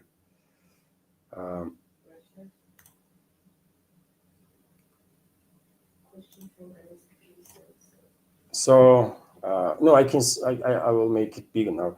So, question from NSPK 77: How lonely and forgotten must Zelensky feel now? Yeah, I understand your irony there.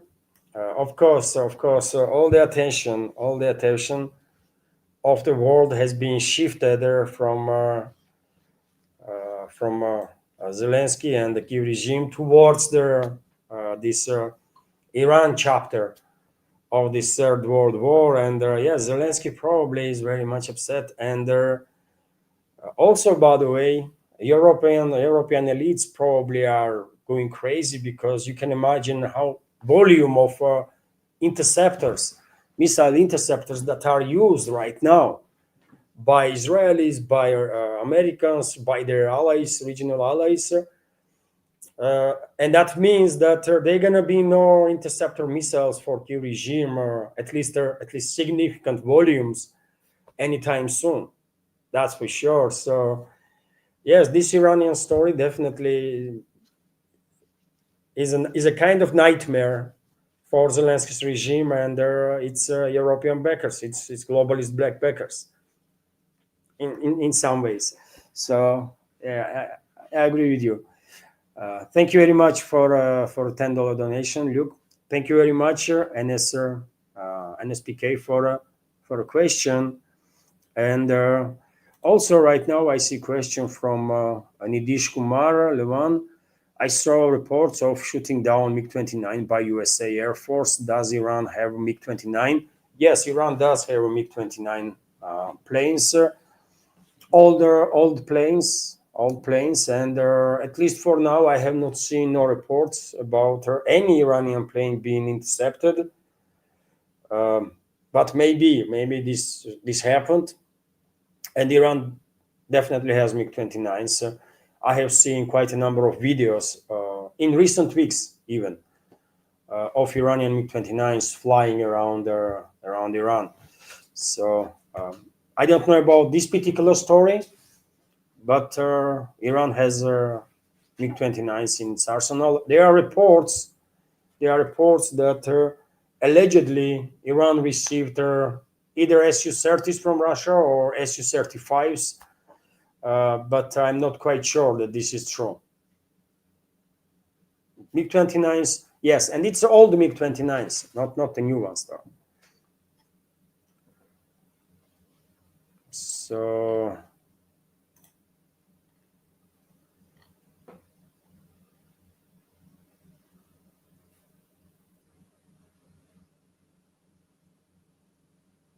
okay, you see now we have this reporter from V4 Wovin.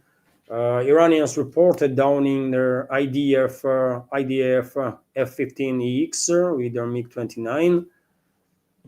Does IDF has their MiG-15EX? EX is the latest generation, isn't it? I didn't know that they had one. I know they have a vast fleet of F-15s for decades, actually. But yet again, you see, I have not seen this kind of reports yet about interception of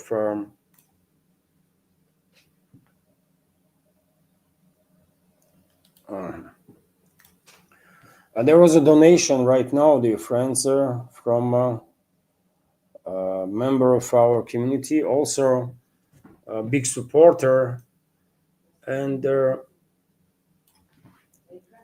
no, donation from Douglas, a donation of $70. Thank you very much. Thank you very much, Douglas, for your donation through PayPal. Appreciate your support. And comment from Douglas is a gifter. Thank you very much. Thank you very much. And so yes, I have not heard yet reports about interception of either Iranian planes or the Israeli or American planes. But yet again, these are developing situation, isn't it? At any minute, we might receive updates on different topics, isn't it?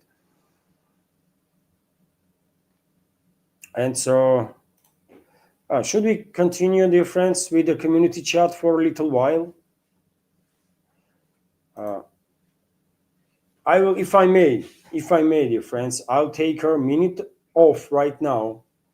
It's already 2 hours almost. This live stream is on, and if I may, I'll take 1 minute off, and we'll be back in a minute. Okay, and we will continue with the community chat. And after certain time, I will go back to some latest updates. So okay, that's been said. I'll be back in a minute, dear friends.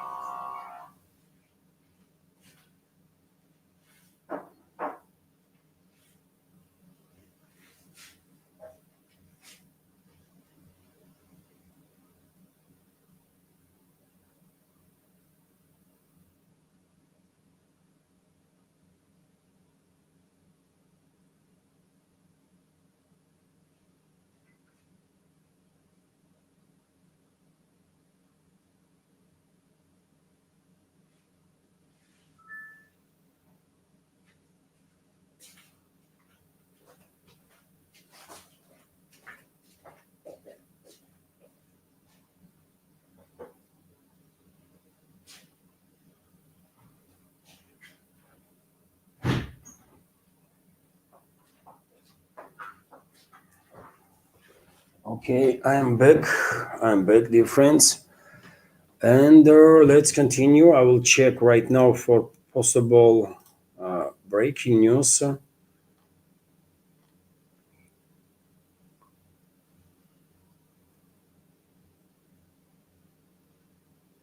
Okay, reports are that U.S. Air defenses intercepted Iranian drones not far away from U.S. base in Erbil. So you see attacks on this air base or this military base facility of U.S. in Erbil, Iraqi Kurdistan, is happening wave after wave.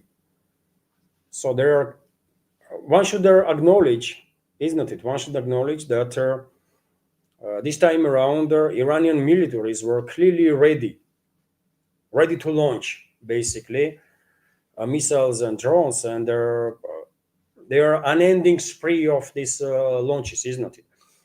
Towards numerous directions, not just towards Israeli military targets, but also towards military assets of the US throughout the Middle East. So Iranian military is definitely demonstrating high level of combat readiness. Right? Question is how many drones and missiles they have left. Probably quite a lot, especially drones. By the way, they probably still have thousands of those drones, right? Geranium type of drones or Shahid. In Iran, they called Shahid drones, isn't it? They should have thousands and thousands of drones, and potentially they still have thousands and thousands of missiles left, despite all these attacks of Israel and US, including on military sites where these missiles or some of those missiles are stored. There are also launchers. If you have no launcher, of course, presence of 1,000 missiles not gonna do much good. But I guess Iran has enough number of launchers too.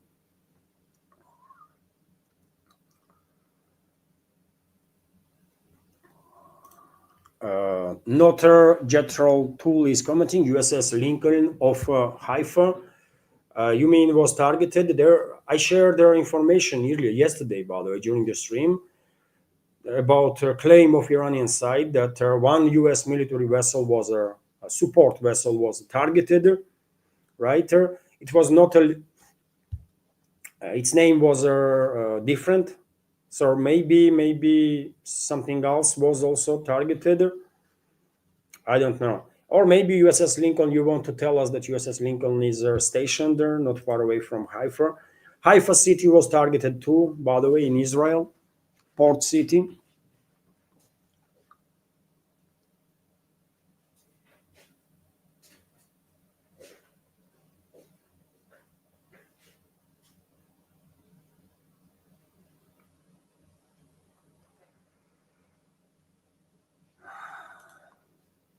Nikoskin is commenting, do you know how Ramzan Kadyrov and their Chechens reacted to this event?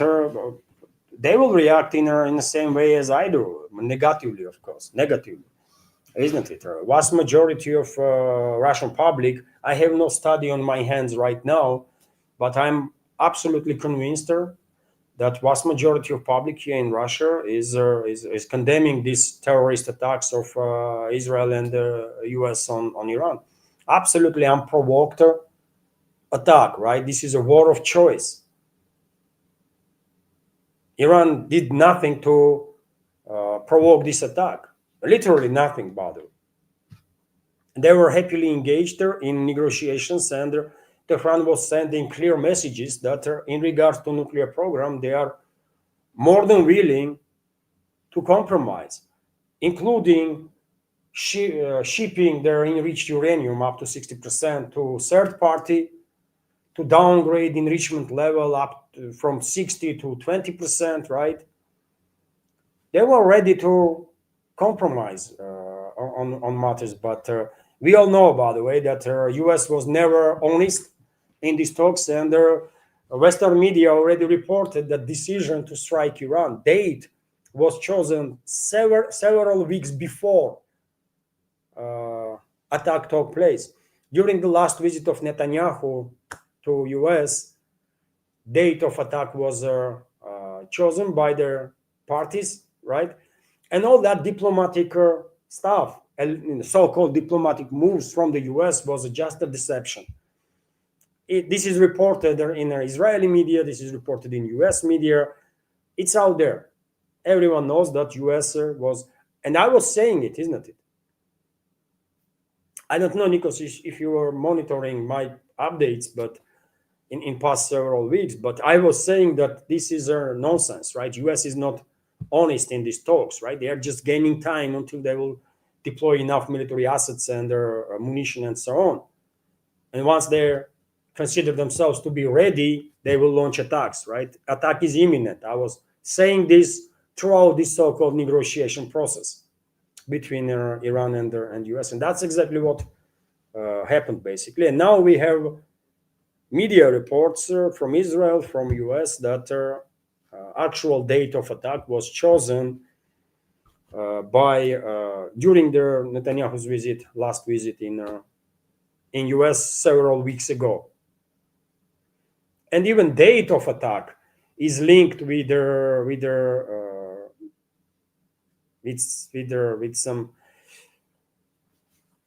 some references in regards to in Judaism and stuff, right? I'm not a theologist, but I have seen reports that date, maybe randomly, maybe not, but is coinciding with that date that is in Talmud or whatever, right? Some Jewish religious literature. So that's how it is.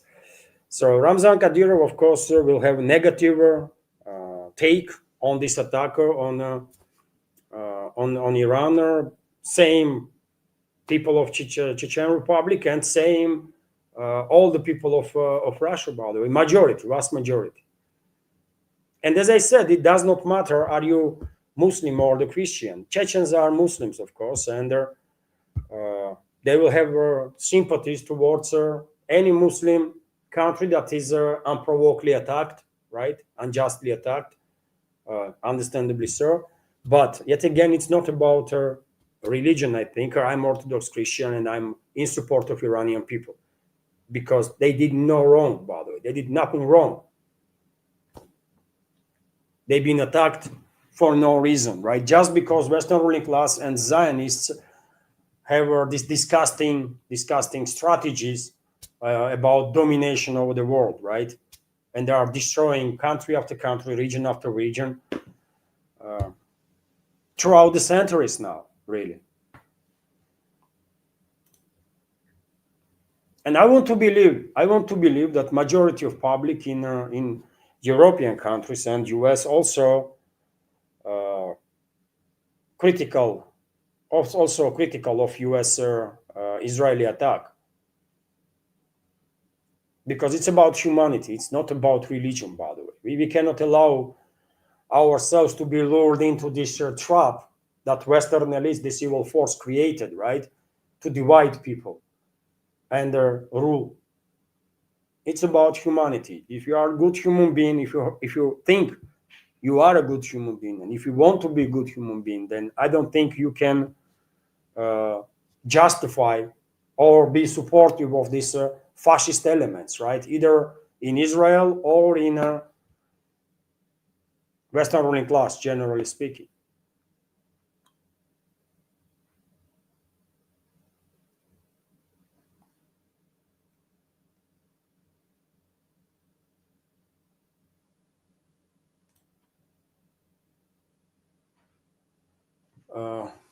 Question from Nidish: why are Houthis not responding yet?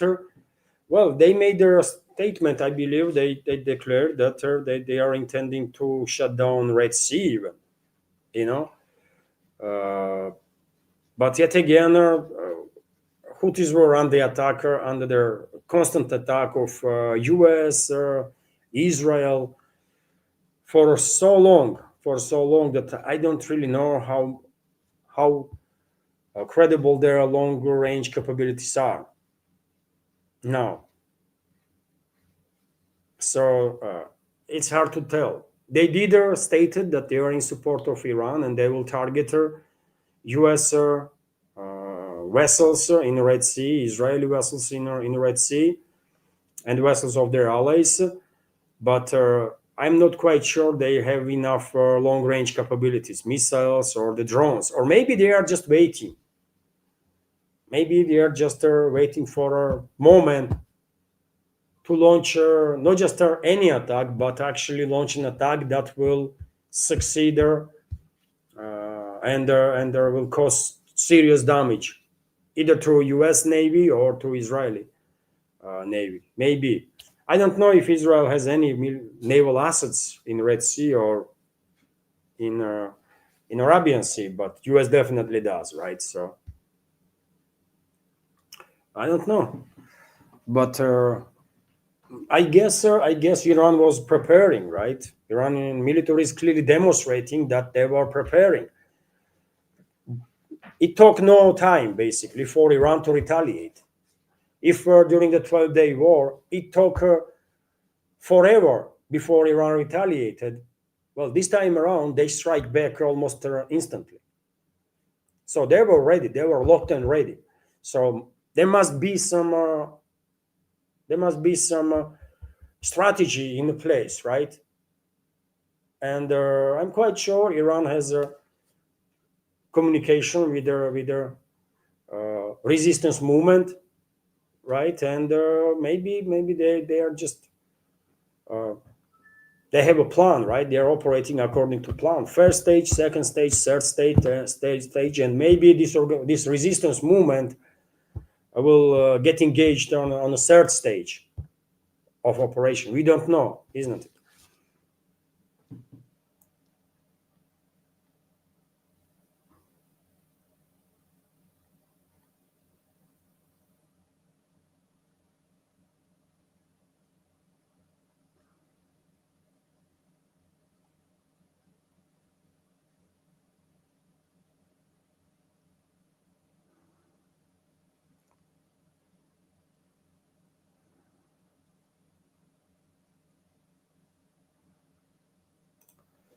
Arkan Electric is commenting. Levan, I have a question. Could you please deal with the Israel trolls?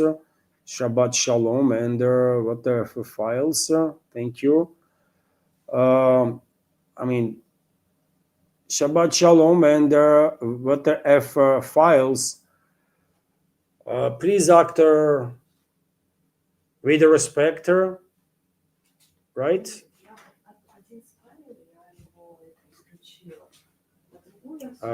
Please be respectful towards members of community, or I will have no option. I hate to ban anybody, really, but I mean,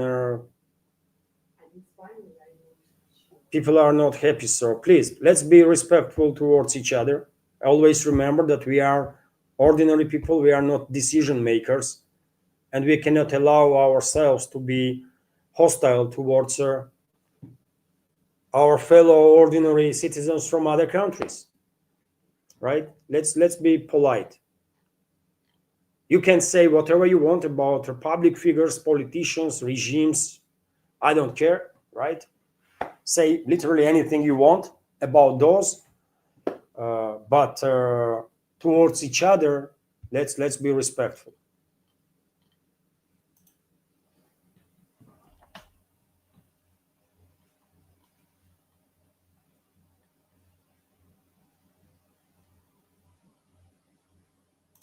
Nidish Kumar is commenting Saudi Air Force and Qatar have a F-15EX. I knew Qatar F-15EX was developed for Qatar, isn't it? If I remember correctly. So Qatar must have those. Maybe Saudis also brought some of those planes, but that's why I was a bit surprised. I did not knew about Israel purchasing F-15EX. This is the latest generation that was up for sale just like a few years ago. Until that, there was no F-15EX in existence. So they're different F-15s, isn't it? This is an old generation, very capable, but nevertheless a very old plane, F-15s. But airframe was so successful that decision was made to build their new generations, right? Use the same airframe, but with their everything new, avionics, weaponry, tracking system, everything. Rather, so that's how they come up with the F-15EX, most capable F-15 should be. But I think yes, we are on the right. We are correct, and I don't think Israel has those. Israel has older modifications of the F-15s, probably updated, upgraded by Israel itself towards certain standards.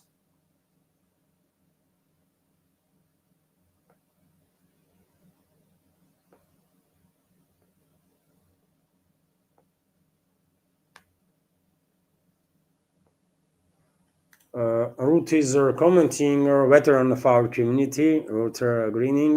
Hello, Ruth. Telegram channels reporting Putin sent condolences. Yes, I shared information about it already. So Putin had sent condolences to Pezeshkian, president of Iran, about assassination in regards to assassinated supreme leader of Iran, and Putin strongly condemned this assassination, of course.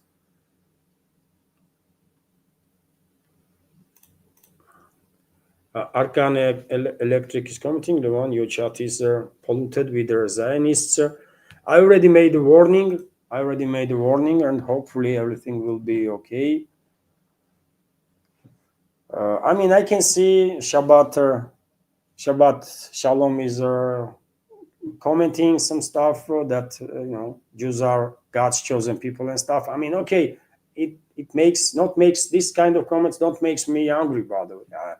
I mean, he is entitled to believe in anything, right? He is entitled to believe in anything, and as long as he is not disrespectful towards members of our community. I mean, I don't know. Let him write, him or she, write whatever. You talk him out. Okay. Anna is moderator also, isn't it? My wife. So she talks some action. She just told me that. So yet again, as long as but I can see he was spamming. I can see now that he was just spamming that, they don't see no more. Only I see. Okay. So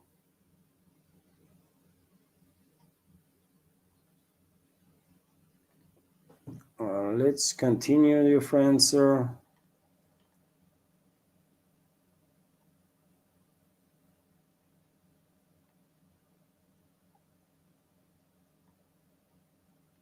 Alexander G is commenting, Iran can keep this up for months and months before it tapers off, and then they would still be able to make more on demand. I think so too, Alexander. They have tremendous underground. We all seen, isn't it, those videos of these tremendous underground facilities packed with God knows how many missiles, how many drones. It's like cities under the ground, right?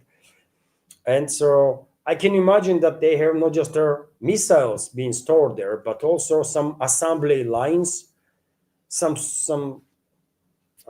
maybe manufacturing capabilities that are also put on the ground, because we should keep in mind that Iran was preparing for this war one way or another, but since Iraq war.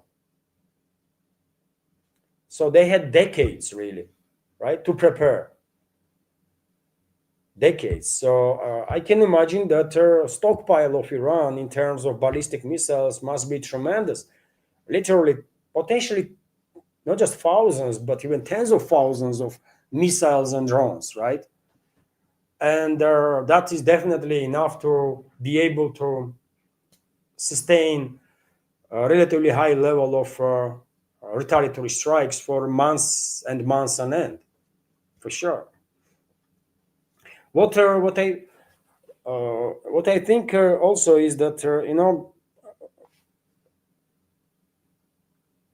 in order to accelerate, what would Western ruling class do? What would they order to Pentagon or to Israeli militaries? Maybe they will demand some special forces units to be sent there into northern parts of Iran, northern western parts of Iran, where Kurdish minority lives predominantly, and also in the eastern parts of Iran, eastern parts of Iran, where Baluchi minority lives, right? Maybe Israel, US, UK would send their special forces units there to basically orchestrate a military uprising, right? And then push deep into Iran.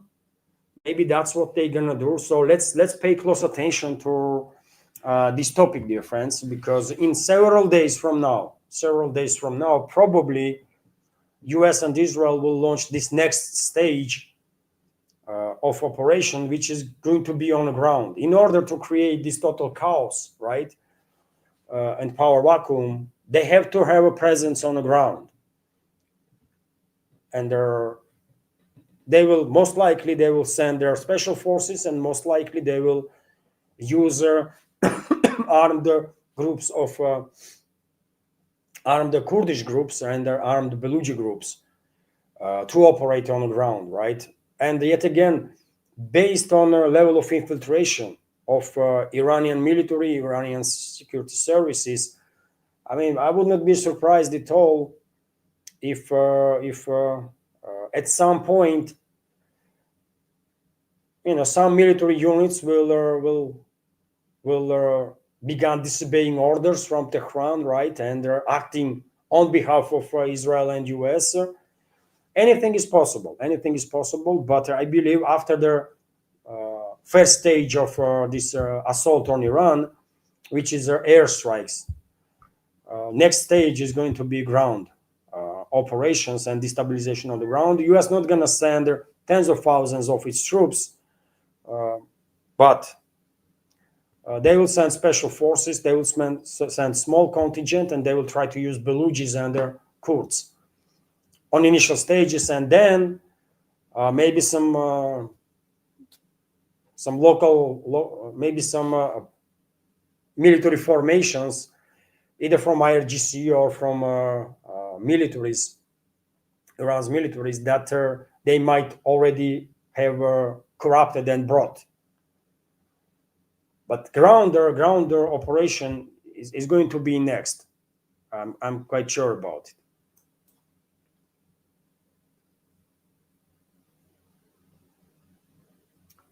Also, EHAMS is committing world war. Is not that exaggeration? I really don't think so, because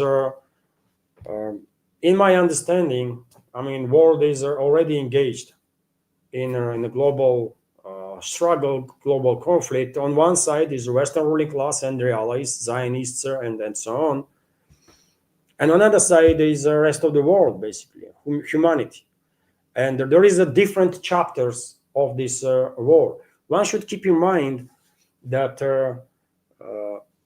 World War II, for example, was designated as such, not straight away.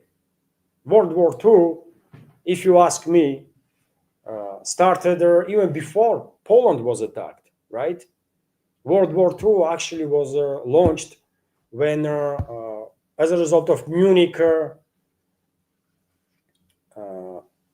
сговор, как будет на английском? Ань. As a result of Munich agreement of Western powers with the Nazi Germany, Czechoslovakia was split, right? I think if we want to be more or less accurate, right? There's always historians always going to find a reasoning to dispute this date or that date, but I think actual beginning of the World War II is that Munich conference, Munich conspiracy, when Western powers agree with Nazi Germany about split of Czechoslovakia. And Poland played part in that, by the way, interestingly, right? And so, but World War II, officially, this terminology was used way after Germany even attacked Poland. So now you see what's going on. There is this Ukrainian chapter of the confrontation in which there is a Western world, 40 plus countries, by the way. Officially, that coalition, anti-Russian coalition, is a 40 plus countries that provided this terrorist regime in Kiev with their weapons, with the money, with all sorts of assistance, right? 40 plus countries. On the other side, it's us, right? Russia. And we have our supporters too. Publicly, openly, very few countries dare to say it, that they are in full support of Russia, but well, unofficially, basically, the rest of the world is on our side, right? Because they know, people know, by the way, even in the Western countries, very many people know that Russia is on the right side of history. But look at the numbers. 40 plus countries are engaged in this war against Russia in this Ukrainian chapter, right? Then there is a new chapter in this world war, Iranian chapter, right? There is yet again, Western world, dozens of countries, and Iran and the rest of the world that is in support of Iran. So clearly there is a split, isn't it? There is a clearly split Western world and their proxies against the rest of the world. Western world and their proxies are approximately 20% of humanity. Rest of the world is 80% of the humanity, approximately, right? And even then, in the Western world, as I already said, there is a numerous number of people, right, that are opposing this evil force that Western ruling class is. So you tell me now, after these numbers, is it a world war or not? Is it too early to call these developments a world war? And by the way, there is a Western Hemisphere chapter. Venezuela just happened. Cuba is about to happen, right? There is a Global South chapter. Philippines, Japan, being ramped up to confront China. West is trying actively to basically prepare South Korea also to be sacrificed, and of course Taiwan, this self-governed island of China. So there is different chapters, and always there is a Western world, collective West, or the West, or their countries controlled by this evil force that Western elites are, and then on the other side there is the rest of the world. So if this is not a world war, actually, then what it is?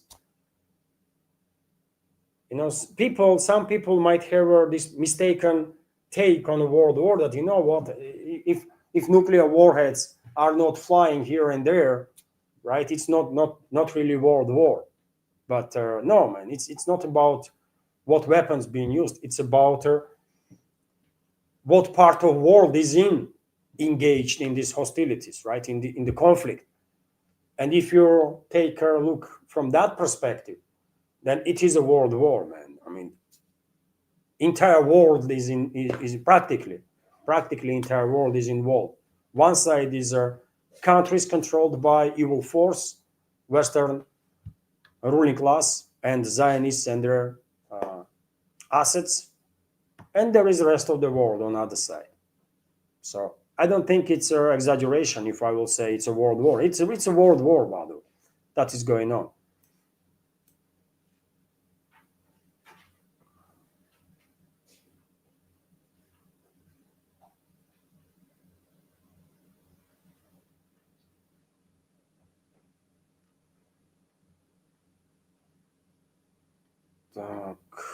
Let's scroll, by the way.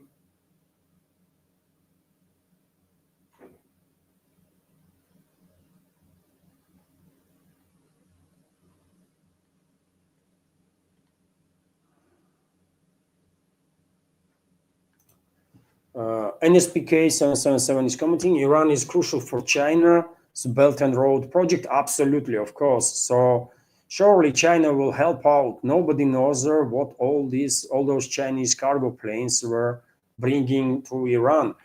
I agree with you, absolutely. Iran is crucial to Belt and Road Initiative. Iran is crucial for a northern-south trade route, right? That Iran also wanted to be, India also wanted to be a part of, but seems like New Delhi is moving away now and being unable to withstand the Western pressure. But nevertheless, Iran is absolutely crucial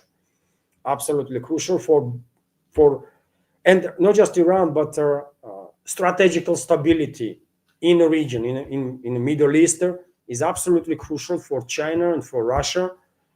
For reasons that I have explained before, I don't want China to be dependent on Russia, Russian energy, or anything else, by the way, up to a critical level. It's too risky. So, of course, it is in the interest of both our countries, Russia and China, to do whatever possible to make sure that there is a strategical stability in the Middle East and their navigation in the Persian Gulf and through Hormuz Strait is secure, right? And Iran will receive, and I'm 100% convinced Iran is receiving assistance from China and Russia, potentially from a number of other countries too, by the way, but definitely those cargo planes from China, from Russia, was bringing to Iran something more important than candies, let's say, right? And after all, there are rumors that Russia has deployed one of their most sophisticated radio electronic warfare systems, right? Reports are that China is also assisting in the same field. Also, real-time intelligence, by the way. I mean, you see what Chinese are doing. They are publishing publicly information from their satellites, right? And if they are publishing great volume of information publicly, so you can imagine level of information that they are sharing with Iranians through close means of communication, right? So yes, China will help Iran. Neither Moscow, neither Beijing can afford to allow Western elites to succeed in the Middle East and to engulf entire region into fire and then to shut down navigation in the Persian Gulf. We cannot afford this. So therefore, we should provide whatever assistance is necessary, including deployment of armed forces, if nothing else will work, right? But yeah, let's see how things develop. But I agree with you, absolutely. Iran is and Middle East is very important, of course.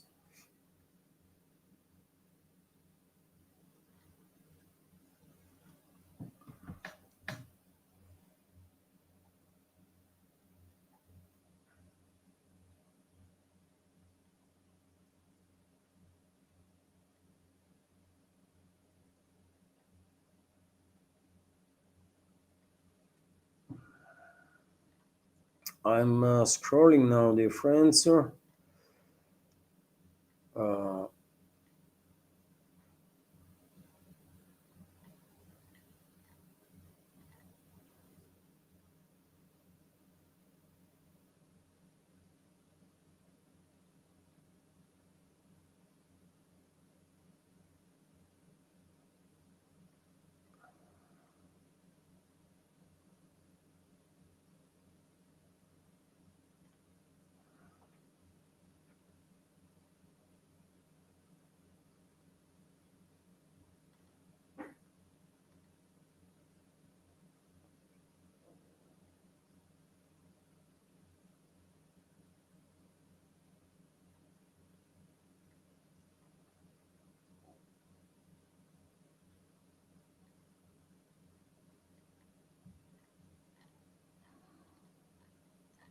So um, I'm scrolling the friends now chat, looking for. I see there was a turbulence, isn't it? These few individuals created some turbulence with their spam, but I mean things happen. Things happened, you know.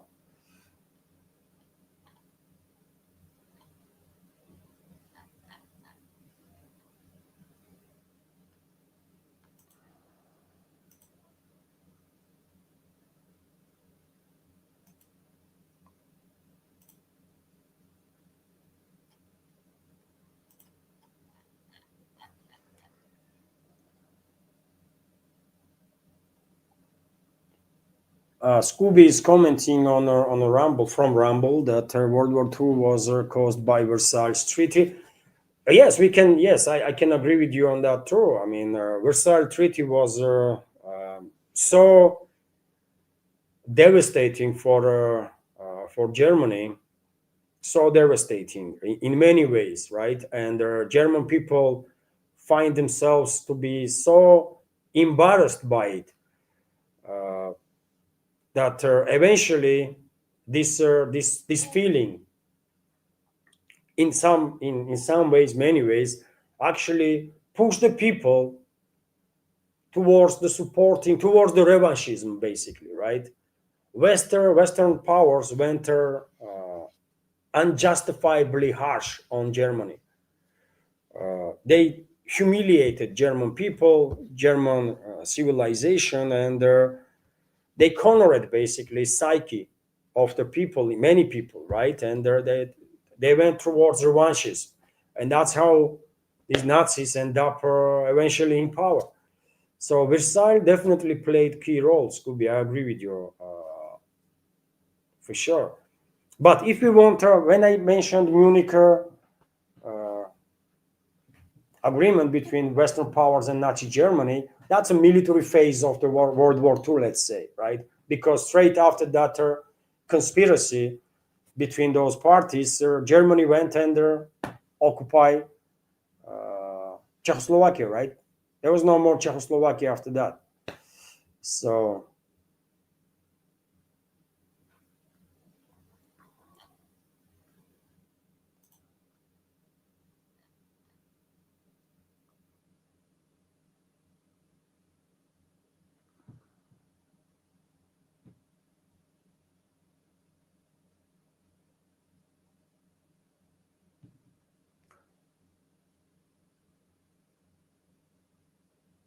dear friends, let me now let's go through some updates now.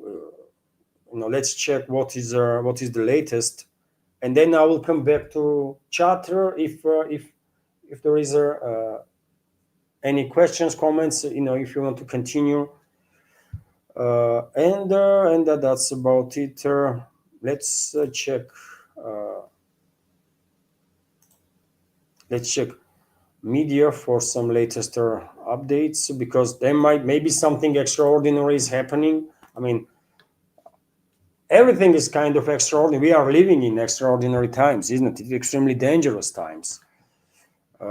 So maybe you know I should use different framing, but yes, let's check for some breaking news. This is live update from RIA Novosti that I'm using. So, well, at least 150 tankers, including those carrying oil, have anchored in the waters outside the Strait of Hormuz, according to Reuters. At least 12 Iranian soldiers were killed in US and Israeli strikes in central Iran, the state news agency ISNA reports. Well, casualty numbers, of course, not going to be known for quite a while. Iranian side claimed that yesterday alone, US lost about 200 military personnel killed and wounded.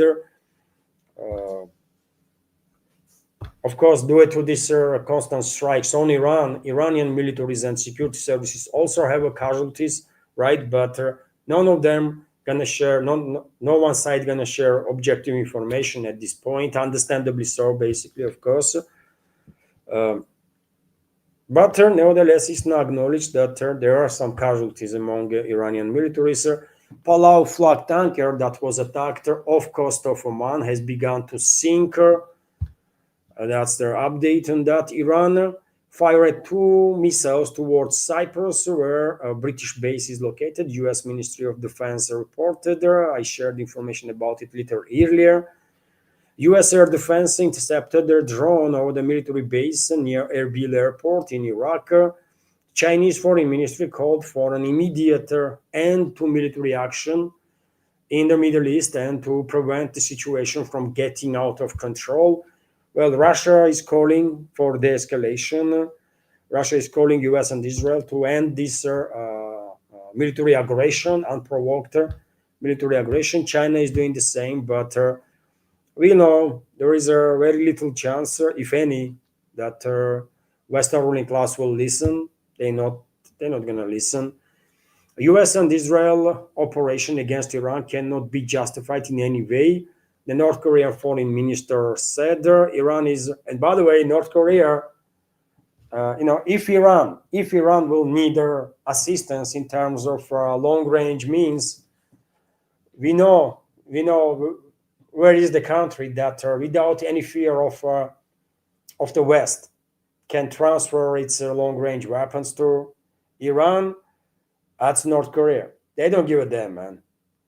They don't give a damn about US sanctions or Western sanctions in general. If needed, if asked, North Korea can actually transfer hundreds of long range missiles to Iran that may not be that sophisticated, that precise, but nevertheless, long range weapons. Of course, Russia and China will have a hard time providing long range missiles to Iran if necessary. But Russia and China will provide assistance through other means, right? Those long range missiles can be built in Iran, right? So parts might come from Russia and China, and then Iranian specialists are well capable of assembling missiles. Of course, it would not be hard for them. So there are many ways how Iran will get assistance, but of course, Moscow and Beijing will try whatever they can to achieve de-escalation. I'm quite sure Moscow is actively engaged in through diplomatic means with these Persian Gulf quasi-states. China probably does the same, while recommending them to stay out of the direct confrontation with Iran. And hopefully they will stay out of direct confrontation of Iran. They are already committing crime against humanity while providing airspace and the ground for Israeli fascists and their fascist ruling class of the West and the US, right? So at least they should stay out of direct confrontation with Iran. Moscow and Beijing will try as much as they can to persuade them to act that way, but you never know. You never know. Iran is counting on the help of its Middle East allies in its confrontation with Israel and the United States. The Iranian military source reports, and Iran definitely has allies. Iraq is a big ally. Yemen is a big ally in the region, of course. And well, Hezbollah, by the way, whatever is remains from Hezbollah, once powerful military force in the region, Hezbollah might also do something. I don't know. And they are allies that Iran has outside the region. This is also important. I remind you, dear friends, that yesterday, one of the first calls that Abbas Araghchi made after US-Israeli attack was where? In Moscow, by the way. He spoke with the Russian foreign minister. Relationships between, there is very little is said publicly about assistance that Moscow is providing. Very little, if anything, is being said publicly. But clearly there is a close cooperation between the sides. And after all, there is a reason why Abbas Araghchi, practically straight after the US-Israeli attack, called a Russian colleague of his, Sergei Lavrov. So, I see every now and then some members of community are coming up with very critical comments about or opinions about Russia's assistance to Iran. Questions are why Russia is not helping, what Russia is doing to help, and this and that. And by the way, Russia is assisting, right? It's wrong understanding if you think that whenever Russia is doing something, everything has to be public. It's a Western type style of operation, right? That's how Western world is operating. Even if before they will do anything, they are all about public relations, right? All about advertising and stuff. We don't operate that way. Either we don't say nothing, or if we say very little. That's how it's always been, right? So just because Moscow is not bragging about or assisting Iran, no one should assume that Russia is just standing away, right? And they're just observing. No, man, Russia is providing assistance to Iran in a way Russia can provide. I'm 100% convinced China is doing the same. And some other countries too, by the way, because there are a number of countries that are absolutely interested in strategical stability in the Middle East, right? Not just Russia and China, but there are numerous other countries in this world that want this strategic stability in the Middle East. It's absolutely immensely important. There are approximately 20. I already shared that there are approximately 20,000 Russian tourists in UAE whose upcoming flights have been cancelled or missed. Okay. Let's update once again. And now I can go. Now I will go to some Telegram channels. Goodness me. I was thinking, by the way, that I made visible screen, but seems like I did not.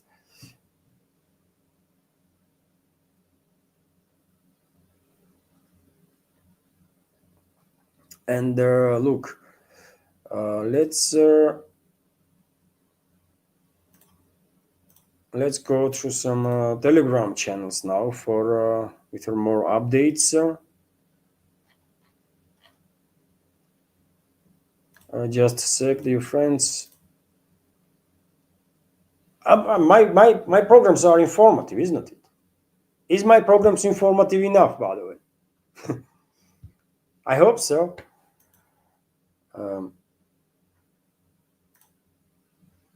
So okay, let's go through some. Now you should see on your screen some Telegram channels, right? That I will check in real time, and so let's see what's going on here. This is oil tanker right now. Right now, you should see on your screen this oil tanker that is burning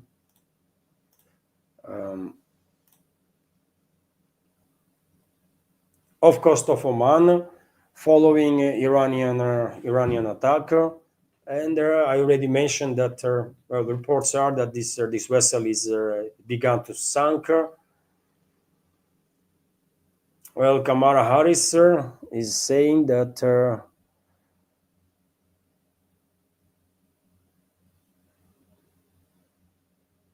Kamala Harris is kind of criticizing the Trump for attacks on Iran, but that's what they do, isn't it? Until they are not in power, they are all against the war. Once they are in office, they are all about war. And this circus is repeating itself for, I mean, generation after generation. Not even election after election, but I mean, generation after generation, for decades and decades and decades. And for whatever reason, many people in US still are buying into this nonsensical game, right? Yes, today Kamala Harris will be critical of Trump, of course. How dare you start this unprovoked war, and that kind of stuff will be said by many Democrats. But when Democrats are in power, oh, they are very much okay with launching the wars, right? And same Republicans. Probably you already have seen these numerous videos, by the way, and the screenshots of the tweets of Trump years and years ago, when he was critical of Obama and saying that Obama will start the war against Iran to save his ratings and to, you know, be reelected and stuff like that. He was all about wars. But day he get in office, his mindset is 100 and changes 180%, right? Yesterday he was anti-war. Now he is all about war, right? So it's and that's why I'm saying it does not matter which person is in the White House. Kamala Harris, Donald Trump, or whomever, Biden or Obama, it does not matter. Real decision makers are the same still. And that's why this foreign policy, warmongering, genocidal, criminal foreign policy of the US never changes. Never. It is what it is. So what else do you want as actual evidence that US is run not by the so-called elected people, but by shadow forces, right? It's so freaking obvious that I don't know, man. Let's check for some more news. Again, these videos of hijacking Russian tanker. Dangerous developments there in Baltics, by the way.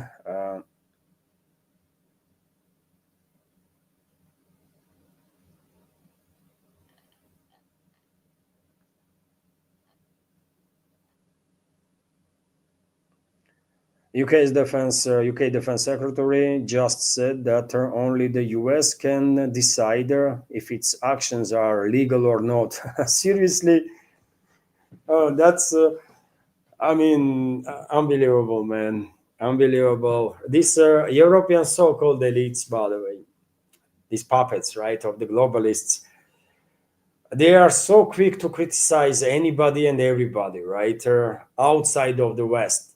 But when it comes to West itself and Israel, for that matter, oh, they are, you know, they are saying either nothing or just some polite things.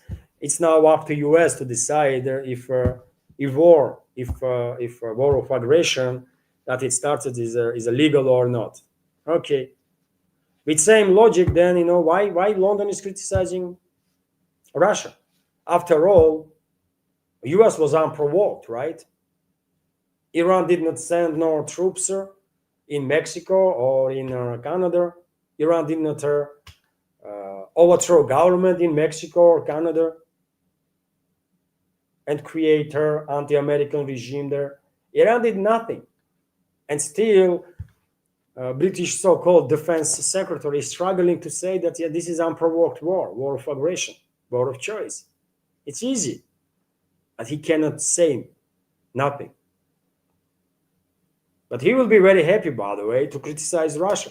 And he will say that Russia was unprovoked, despite everything that Western ruling class did, by the way, right? Coup d'etat in 2014, implementation into government of those Nazis and the fascists, right? Provoking civil war and assault on Russian speakers throughout the country, assault on Orthodox Christianity throughout the Ukraine. None of it is will be considered as a provocation. And they will still say, well, Russia was unprovoked. But when it comes to US, yeah, it's up to US to decide. I mean, is it legal or not? It's embarrassing, man. It's if I don't know how genuinely good people, man, in the Western countries can withstand this this nonsense that they are forced to put up with, man. It must be extremely frustrated and nerve-breaking, really. I mean, if you are, can you imagine, you are a US citizen, by the way, decent human being, done no wrong to nobody, by the way, never harmed nobody, never did no evil stuff. You are good citizen, you are trying to be kind, do kindness as much as you can, every day, all day, and you are associated nevertheless, because you are a US citizen, with this evil freaking regime in US, right? In this, with this corporative fascist regime, right? And all the crimes that they are committing, because yet again they are operating under the name of the US, right? And when you are a US citizen, and it must be horrifying, man. It must be heartbreaking, especially when you know that you don't really can do much to change anything, right? You might hate that system with all your being, right? But and oppose all the crimes that US is committing, but yet again, you can't do nothing. Same goes for citizens, decent, great citizens of UK or the France or other countries, rather, throughout the Western world. They have done nothing wrong, just kindness, trying their best to be good humans, right? And still, they are ultimately affiliated with their country, and that is run by this fascist corporative fascist regimes, right?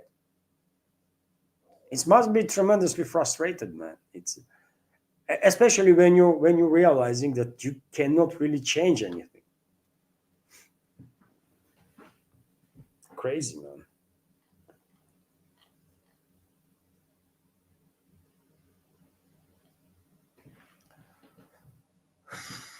Their Crown Plaza Hotel in the capital of Bahrain was attacked, according to statements from the kingdom's interior ministry. Well, I guess US militaries were stationed in that hotel, right?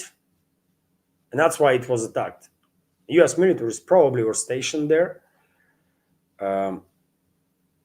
Reports indicate that US Marines opened fire on the Pakistani protesters outside of US consulate in Karachi. I already reported about it. At least 8 people were killed and more than 20 wounded. And this is that vessel, that tanker, off coast of Oman, Skylight, that's the name of the tanker that is on fire and sinking right now. Also, let's see what this channel is reporting with the new updates. Well, more videos of this burning tanker. News agency Fars sharing information based on sources about deployment of Fateh 2 hypersonic missiles by Iranian forces to strike US bases. Right now, you can see videos that Israeli side is sharing, by the way, of their strikes on Iranian Air Force. Based on this video, seems like F-4, Phantom 2, and F-5 planes were struck. This is F-4, of course. Phantom Tour, and this is F5. Looks like it. Yet again, maybe these are mock-ups, maybe actual planes. If these are actual planes, I don't understand why would they be stationed like that. Maybe it's a mock-ups or something. Of course, this is our old planes, third generation planes, basically both F4, Vietnam era fighter jet. Some might argue it's a fourth generation, but yeah, I don't know about that. F5 is also extremely older light fighter. And Iran has both. Iran also has F-14 fighter jets, also old ones, obviously. F-14 Tomcat, legendary fighter jet. Of course, it was built by Northrop Grumman at the time, if I remember correctly. Anyways, legendary planes, of course, but very old, and I don't even know how many of these F-14s that Iran has are operational, if any. Iran also has MiG-29s, and the rumors are that either Su-30s or Su-35s were transferred by Russia in recent months, but I'm not quite sure about it. Also, videos of Israeli strikes on Iranian territory. Let's check what RT is reporting.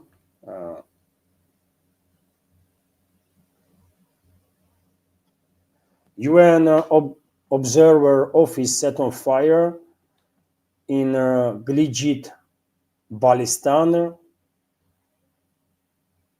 I guess this is Pakistan, by the way. Cargo plane flying from New York spotted preparing for a touchdown over the Tel Aviv. I guess,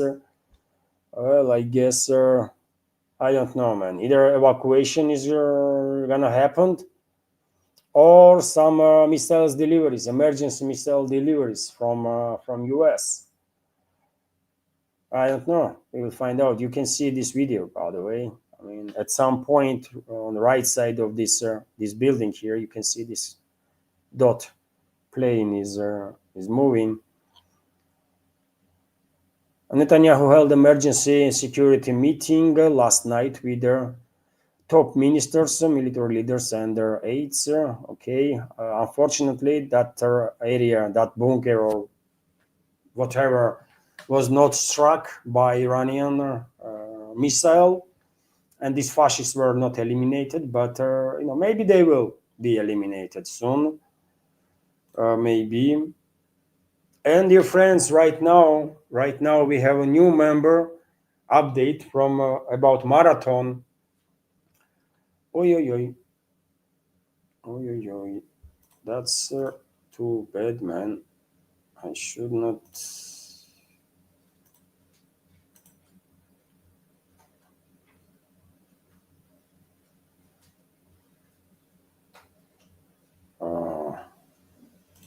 Wait. Where is the page, man? Well, that's it. Okay. So right now, dear friends, let me give you the update that we have a new member. We have a new member on a Patreon community. Kane, thank you very much for joining our Patreon community. I'm fifth, right? Fifth new member since the beginning of. Yes, sir. So yes, and Kane is fifth, right? Since we launched marathon. So thank you very much, Kane, for joining. Thank you.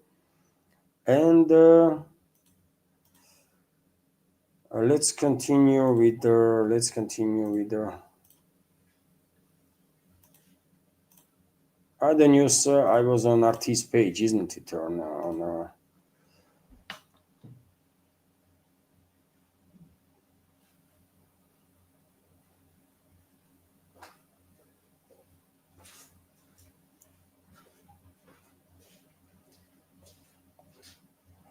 Yes, Scooby is commenting only 95 to go.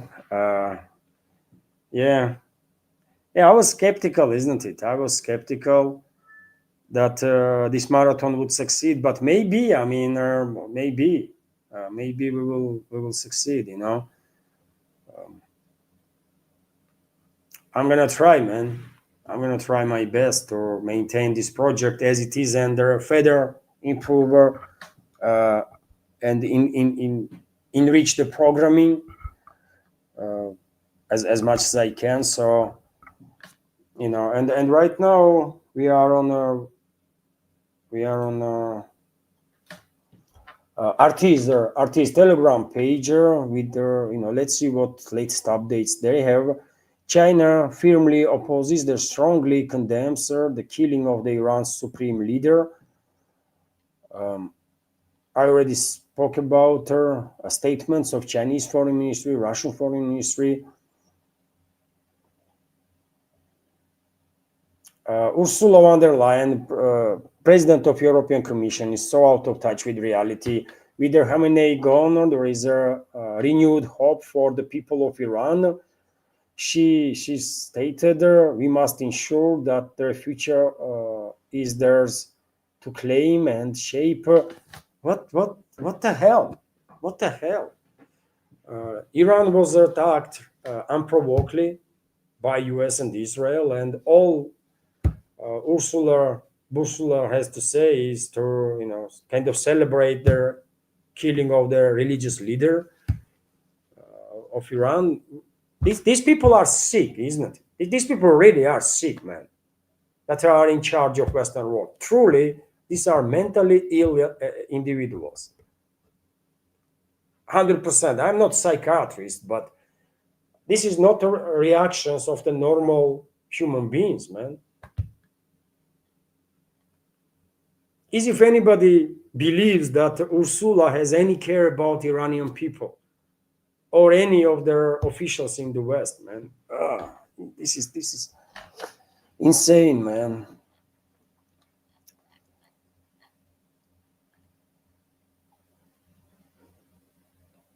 More Iranian missiles have struck Tel Aviv area. This happened few minutes ago, basically.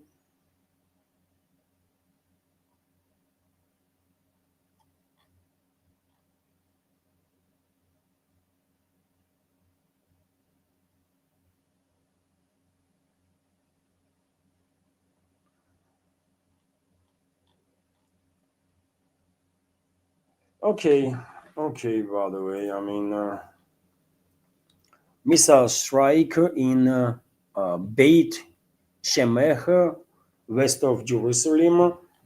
Also update there, and okay, that's about it when it comes to these updates. By the way,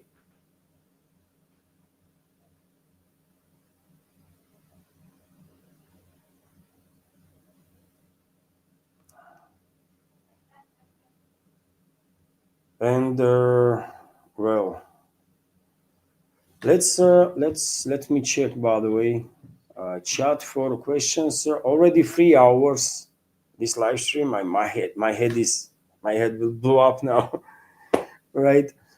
Already 3 hours of this live stream. So I try my best, by the way, to be as informative in update as I can. I think I shared maybe not all, but most of the latest updates on this Iran charter of this World War III, basically, that we are facing. And maybe I should, if I may, I will end the live stream.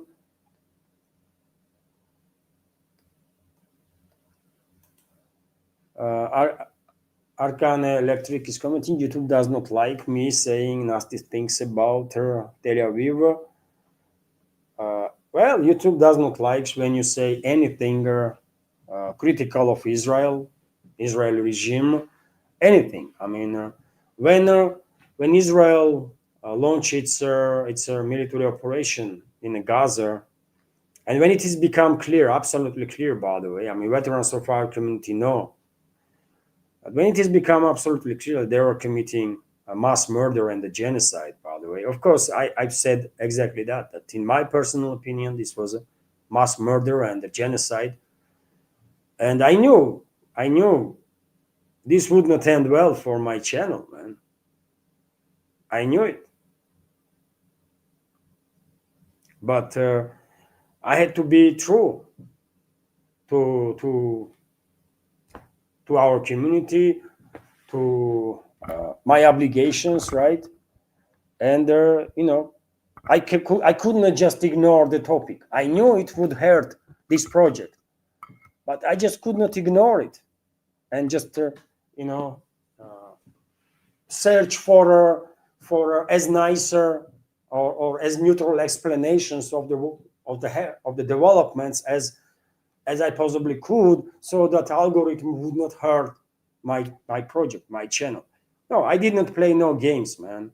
It was a clearly intentional killing of the civilians that Israel was committing in the Gaza Strip. That's what I see.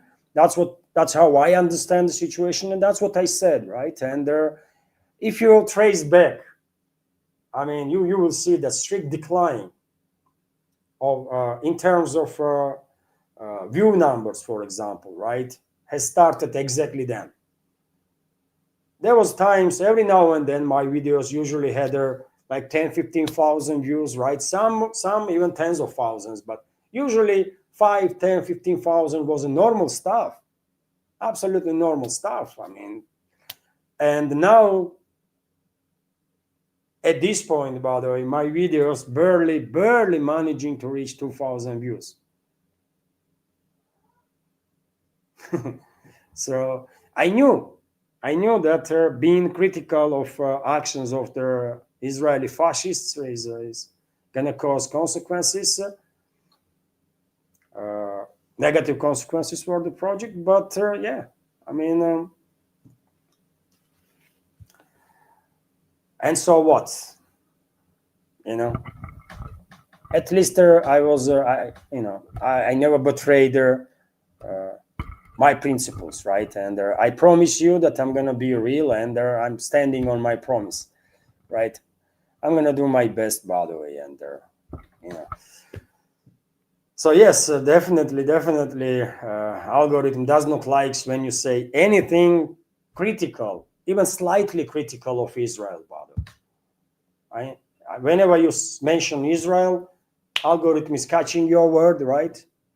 I guess that's how these algorithms operate. And then if your sentences are interpreted as a critical, you're gonna end up in a shadow ban.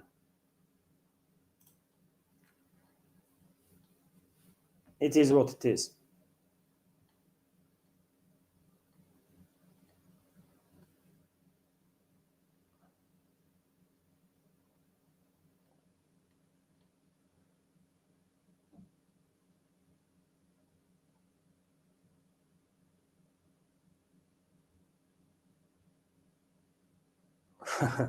You see, dear friends, Franz Euber is commenting. Sorry for butchering your nickname. Um, in Germany, someone called the Merz Pinocchio and was detained. I mean, what are we talking about, dear friends? What are we talking about? That's what is going on. It's a crazy times, isn't it? Crazy times, man. You know, unbelievable, man. Someone called her Merz Pinocchio, and he was detained for what? For what? For God's sake, man! For calling Merz a liar, basically. Uh, it's crazy, man. It's crazy.